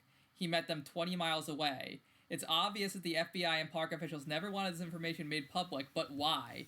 The FBI still doesn't want this information released, and I believe this is why they refused my Freedom of Information Act request for documents on the Martin case. Like, but it is odd. Obviously this guy is obsessed with Bigfoot and, like, obviously, like, has a clear Bigfoot agenda. At least as presented by him, a lot of this stuff is odd. Yeah, the national park thing. Yeah, the FBI guy committing suicide. I feel like there's something maybe going on. There's all kinds of things that happen in national parks, I think. These are vast, kind of like international waters. It's these kind of vast, very unregulated spaces where, even in a much more like down to earth level, I know that there's always been rumblings in like far northern California, up in like the Emerald Triangle where they grow all that weed, like Humboldt, Eureka and stuff like that, for example, like drug cartels will send people out into the national parks to like grow weed, and they'll like basically camp out there for a while. And so there's like a possibility that like if you're just hiking around in the wilderness, like you might stumble upon like an illegal grow operation where there's like two guys there who might have guns or whatever. So there's always been kind of things like, oh, don't you go hiking up on that mountain, you never know who you're going to run into. Yeah, but it's usually in a more human context of like there's like criminal stuff going on out there, and people might just as easily, like, I don't know, kill you instead of, if the reaction doesn't go over very well, you're in a kind of dangerous situation. So, and then of course, like the military, it's hard for me not to believe that people like the Green Beret, the Navy SEALs, or groups like that maybe wouldn't use national parks as a kind of training ground to some extent. I know they have their own like nature areas where they can do that, but they're always looking for the more extreme, practice space, aren't they? So it's like they own it. The federal government owns it. So what the hell is anybody else going to say? So if you needed to drop some Green Berets in to like, do something, some kind of mimic a very covert low key mission, maybe you would use it there. So I don't know. I mean, or if you were making chimeras in an underground lab underneath like the Denver airport, and then you wanted to drop them into the wilderness to like psyop people, maybe a perfect place to do it. Yeah. Right. Or if you were a djinn who wanted to, yes. I don't know. It really is like kind of open-ended as fuck. Like, I don't know what to say. I am sussed out by like Lake Geneva, Wisconsin. I feel like maybe some Gilded Age people were doing some money rituals or something like that. And something that certainly attracted like every like sus industrial rock band in like the 80s and 90s, and like Hugh Hefner. So and like almost the Air Force Academy, which is just like I don't know. And then of course Bigfoot High School on Devil's Lane. You know what I mean? Like, it's just it's a lot. So I don't know what's going on up there, but I think there's little pockets of that like all around the country. Maybe in every state there's for sure a pocket of weirdness. I feel like locals, if you ask locals of any place, there's always like a place that has like a sus reputation. There's a weird area. And we don't know, like the Bridgewater Triangle in Mass. Yeah. And why is it? Is it like ley lines? Did somebody open a portal when they were tinkering around with spiritualism 140 years ago? Is it an Indian burial mound? Is it the site of a massacre? I don't know. I mean, considering that's a little scary thing to consider, because then like how much of Europe is like haunted by everything the Nazis did, and did they like do that on purpose?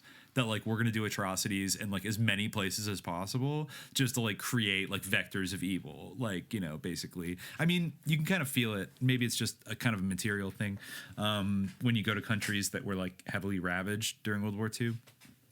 Or the site of massacres, it's still and arguably better preserved than say monuments to sites where like Native Americans were massacred by like the U.S. Army or settlers. Those are probably literally just paved over and rich men came and raped the land. Nobody caught them. They put up a bunch of ugly boxes, and Jesus, people bought them. And now we don't even know.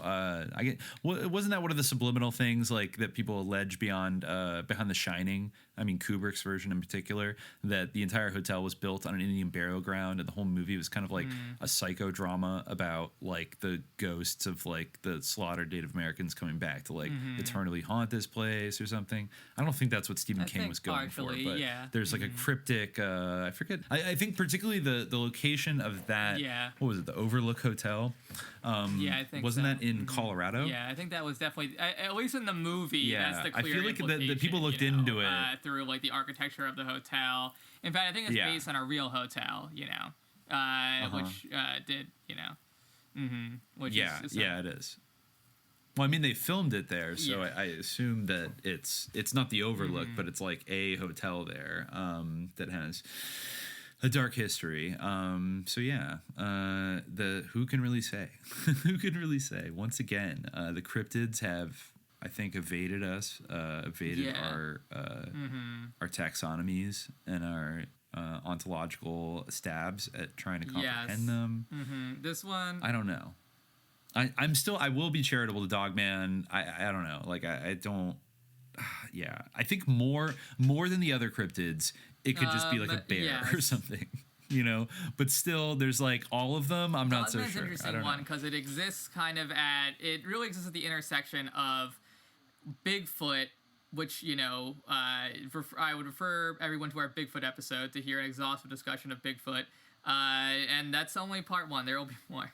But there's also a aspect of like the werewolf lore that exists there, and of course like the idea of the dog. The real difference, I guess, is the idea of the wolf and the dog that like transforms this material, which otherwise is kind of like poured into these different containers of kind of narrative styles, like whether it's like the creepypasta type style, the cryptozoological thing, or a different vein, and they can borrow from different aspects or various ideas circulating in any one of those domains, like the cryptid, the occult, etc. For sure. Yeah, the sort of the contradictions between dog and wolf. I mean, like the similarities and the contrast between dog and wolf are really interesting because dogs are kind of seen as existing in a kind of like liminal,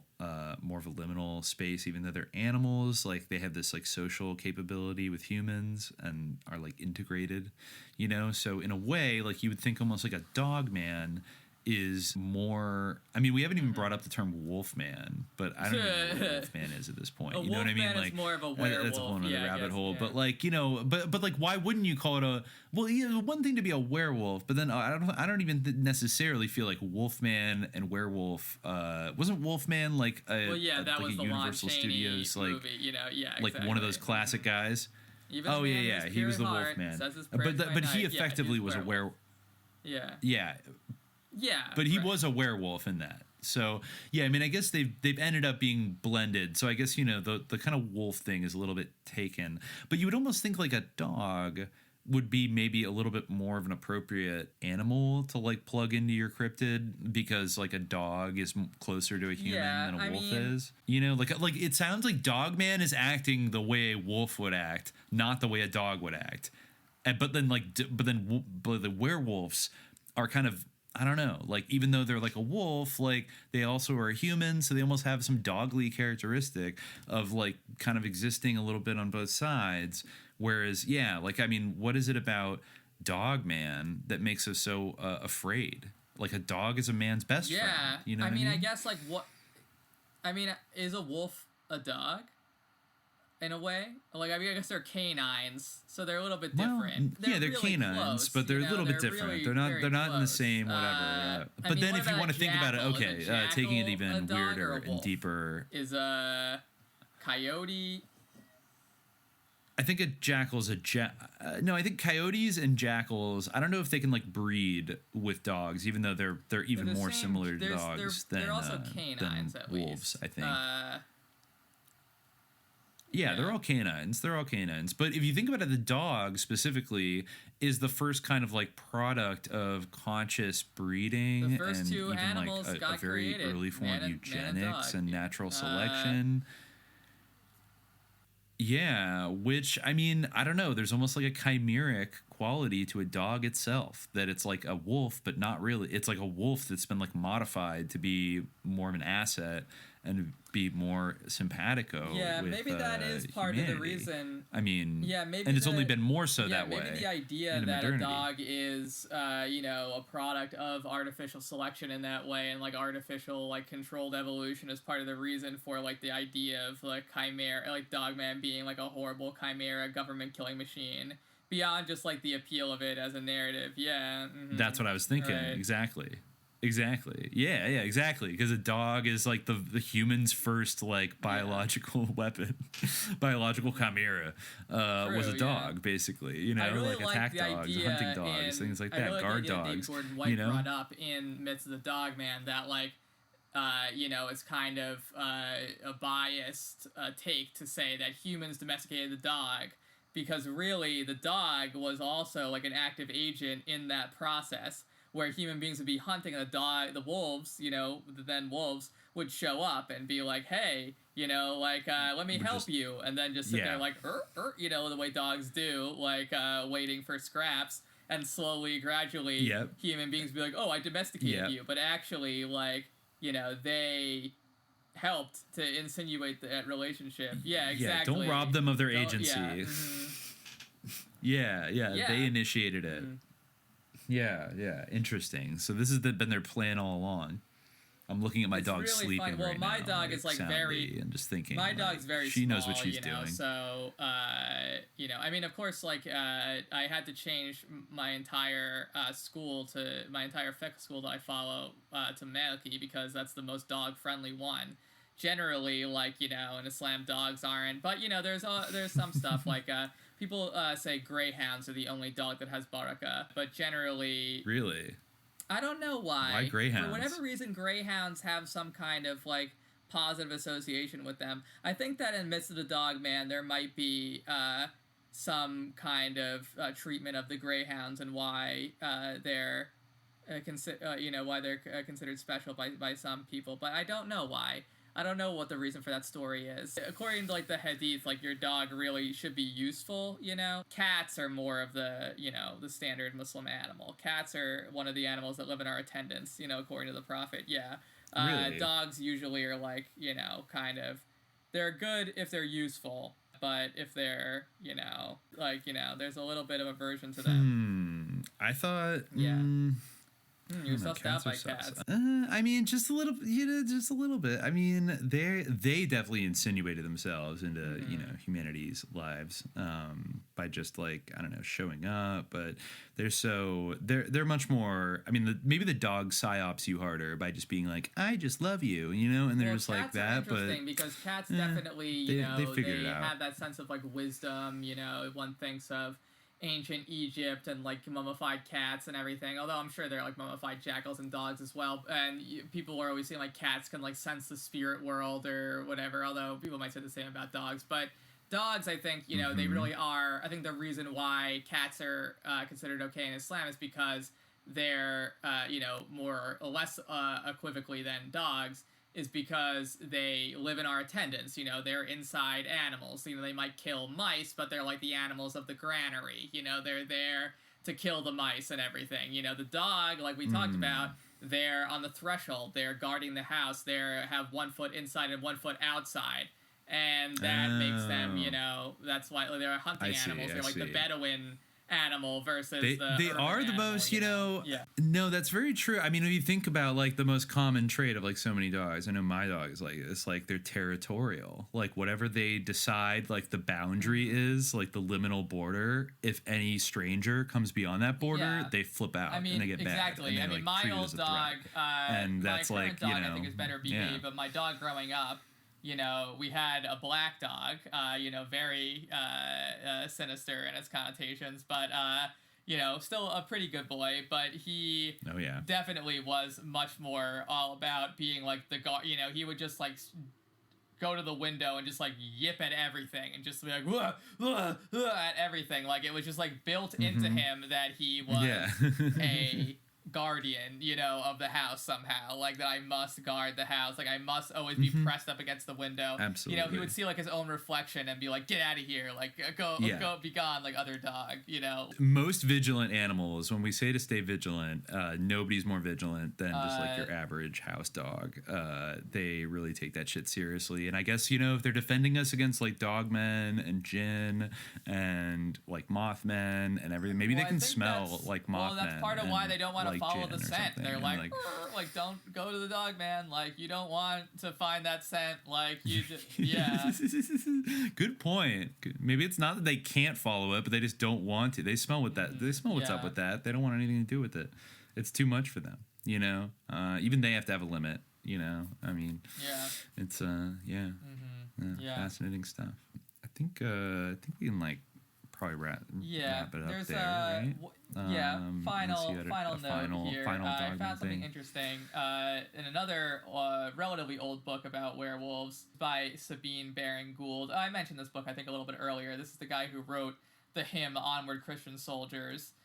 He wrote this whole book about werewolves, and he found a little sermon by Dr. Johann Gieler, who had given a sermon, I guess, in the 16th century, in 1510, about werewolves. And basically, you know, he doesn't actually necessarily have like a transformation idea here, but he gave a whole sermon about it, so apparently it was something that needed to be addressed. And he says, "What shall we say about werewolves? For there are werewolves which run about the villages devouring men and children. As men say about them, they run about full gallop, injuring men, and they are called werewolf or werewolf. Do you ask me if I know aught about them? I answer, yes.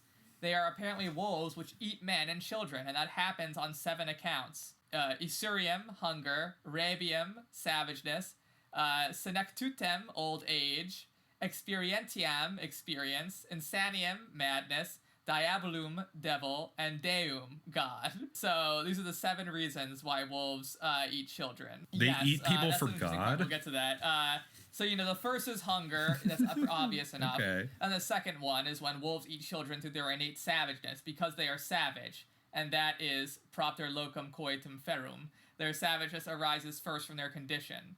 Wolves, which live in cold places, are smaller on that account and more savage than other wolves. Secondly, their savageness depends on the season. They are more savage about Candlemas than any other time of the year, and men must be more on their guard against them than other times. It is a proverb.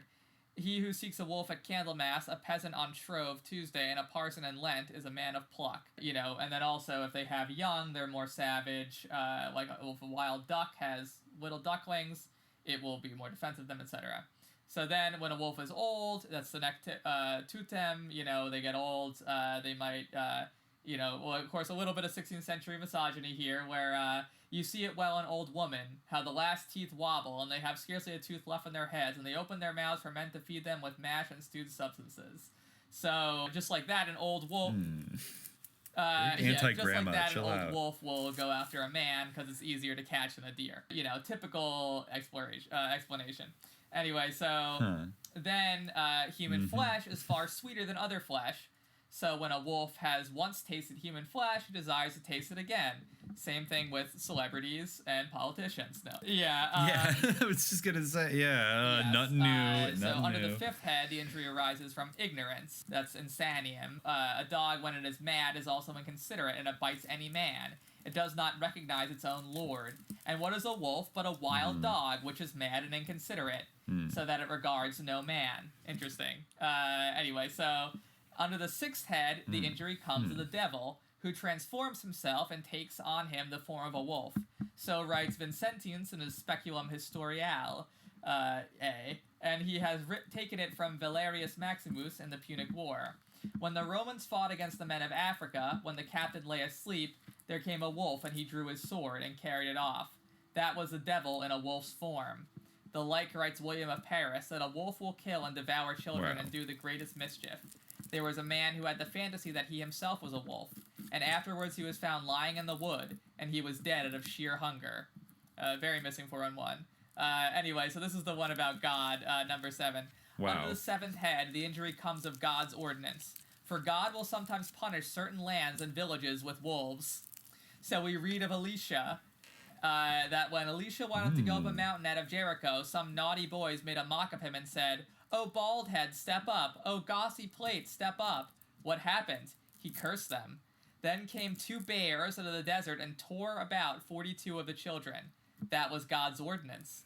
The like we read of a prophet who would set at naught the commands he had received of God, for he was persuaded to eat bread at the house of another. As he went home, he rode upon his ass. Then came, his donkey. Then came a lion which slew him and left the ass alone. Yeah. That was God's ordinance. Therefore must man turn to God when he brings wild beasts to do him a mischief.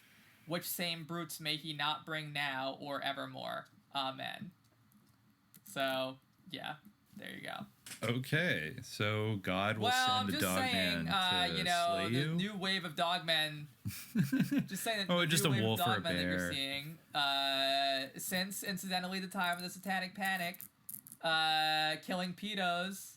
Killing pedos. So actually, like... Possibly. Comrade Dogman? Comrade Dogman, critical support for Dogman. I mean, yeah, that's a Subliminal Jihad exclusive. A Dogman killed a pedo in Utah. We confirmed it. It's verified that it was a Dogman. I mean, I guess there are also incidents. Well, maybe a lot of those stories when you see the Dogman implicated, like the wolf or anything, it's actually being kind of nice, it's protecting the child. So maybe they knew that a pedo was afoot, and they were protecting them. Yeah, and they, just like any wolf mother protecting its pups. Yeah, hand of God. Right? Yeah, that's just the way of nature. Anyway, it's quite murky. Guess, watch out for Dogman. If you see one, don't look him in the eyes. Yeah, it's quite murky. Don't look him in the eyes, and don't shoot him because that will only make him angry. I mean, if he decides to let you live, then he will. Otherwise, you're definitely dead. Definitely, no doubt about it. You're if you look him in the eyes, you might not be dead because he might just decide that he's toying with you. But you will experience. Yeah, he might grin at you and give you a smile that makes you feel as if your entire family has been murdered, even though they necessarily haven't, and that the world is ending. Yeah, that might happen. Mm-hmm. Yeah. I definitely... I don't need any more of that. I don't need any more creatures staring at me, making me feel like the world is ending. Get enough of that on cable news. Right, maybe that's what Big Lurch experienced, in his final moments. Or, in his girlfriend's final moments. I mean, talk about a Dogman transformation that happened. Yeah. No, it's creepy.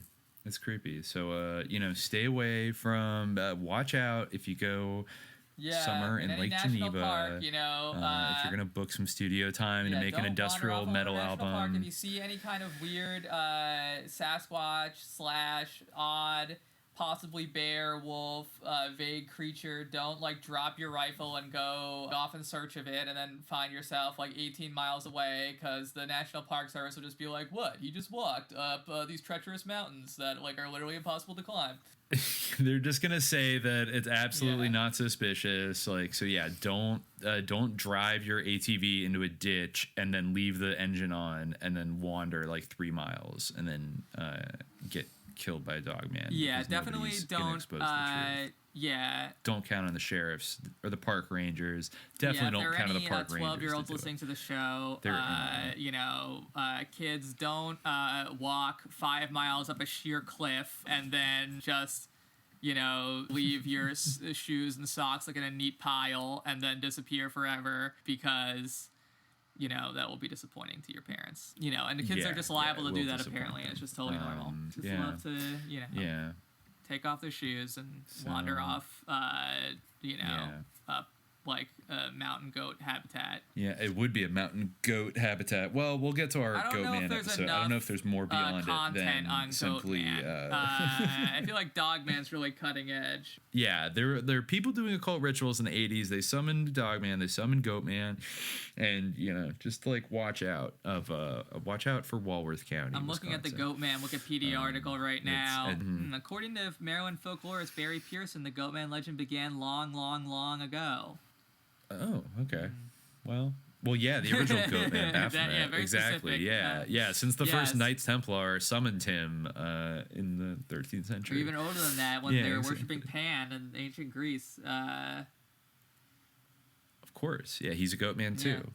Yeah, it's pretty well established, actually. I mean, the Goatman's kind of been hiding in plain sight this whole time. He's always been around, but you have to do a ritual to summon him usually. Yeah, don't do any rituals to summon Goatman, especially not. No. We're recording this in Ramadan. I don't know if it'll be out by the time it's Ramadan. I mean, it won't work if you try to summon Goatman in Ramadan. So maybe you should do it during Ramadan, but just don't do it at all. No. Don't even try. Don't even try. If you haven't taken the Shahada and you're not a Muslim, then you might not John be Brennan, protected. you haven't taken the Shahada. Exactly. Lent is over, so if you're a Christian, you're unprotected right now. This is Baphomet season. Don't summon him. Well, it's not a epistemologically contingent. I just saw a really horrifying picture of the Goatman that I guess is a Photoshop or something, but it's haunting me. It's a black and white trail cam mock-up photo of the Goatman. Oh my God. I don't like it. It's God. really upsetting no, me. I don't like it either. Yeah. So I don't know. All right. Yeah. I don't know what cryptid we'll do next, but that was we got another one in the tank in the zoo. Another one in the tank. Yeah. I mean, I feel like we got to do sea serpents. I've been seeing some sea serpent content here and there over the months. Getting Loch ready Ness, for the sea serpent episode. Yeah. Once we go through it, but then we're gonna come back around. We're gonna do Giants 2. We're gonna do Bigfoot 2. Yes, exactly. Exactly. Really looking forward to it. Dogman 2. I don't know. Maybe if there's some new development, I'll be keeping my ear to the ground. I'll be having my ears pricked. They'll be pricked. For some more Dogman. Have your ears pricked. Yeah, keep your ears pricked, everybody. Sniff those random shit on the ground and branches and fire hydrants. Just be relentless. Because dogs are the original conspiracy researchers in a way. I mean, through sense of smell. Yeah, they and always sound. think there is a conspiracy afoot. Yeah, true. My dog. My dog is critical paranoid. Yeah. My dog's definitely critical paranoid because he can't even relieve himself if there's a slight sound. He'll be about to pee and then he'll be dangerous. he'll have a satanic panic because a lottery someone's lottery ticket blew across the ground in a slight wind. He'll be the satanic appropriate reaction. The satanic appropriate reaction. Yeah, exactly. So so react appropriately, everyone. And until next time, stay vigilant. Peace. He just tried to chew in around the doors. And you could see a dog print, alongside the window there. And so it was, obviously a dog.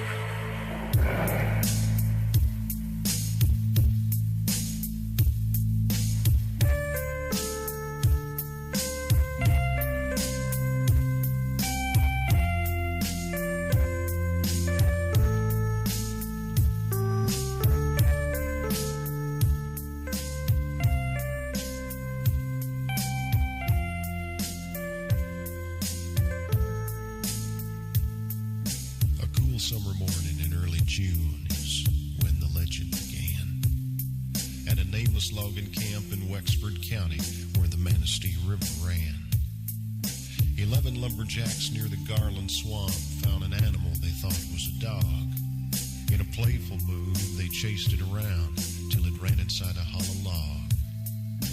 A logger named Johnson grabbed him a stick and poked around inside. Then the thing let out an unearthly scream and came out and stood upright.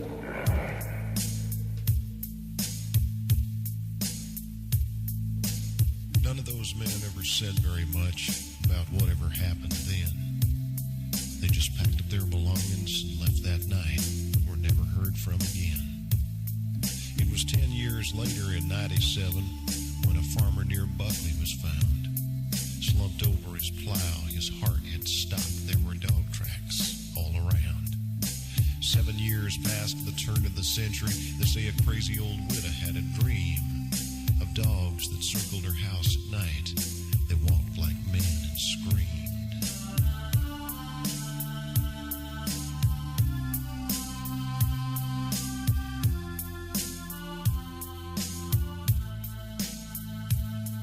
In 1917, a sheriff who was out walking found a driverless wagon and tracks in the dust like wolves had been stalking. Near the roadside, a 4-horse team lay dead with their eyes open wide. When the vet finished up his examination, he said it looked like they died of fright. In 37, a schooner captain said several crew members had reported a pack of wild dogs roaming Bowers Harbor. His story was never recorded.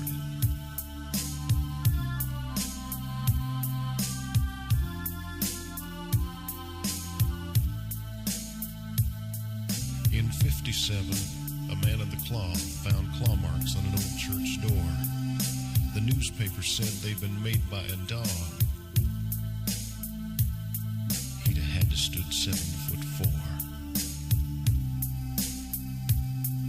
In 67, a van load of hippies told a park ranger named Quinlan they'd been awakened in the night by a scratch at the window. There was a dog man looking in and grinning. In 77, there were screams in the night near the village of Bel Air. Could have been a bobcat, could have been the wind. Nobody looked up there. Then in the summer of 87, near Luther, it happened again. At a cabin in the woods, it looked like maybe someone had tried to break in. There were cuts around the doors that could only been made by very sharp teeth and claws. He didn't wear shoes because he didn't have feet. He walked on just 2 paws.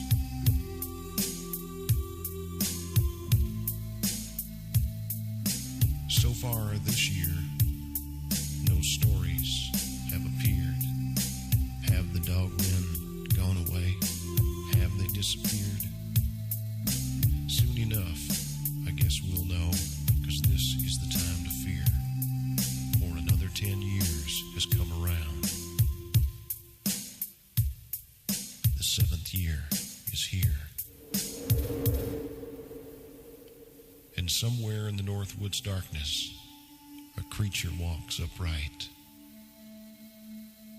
And the best advice you may ever get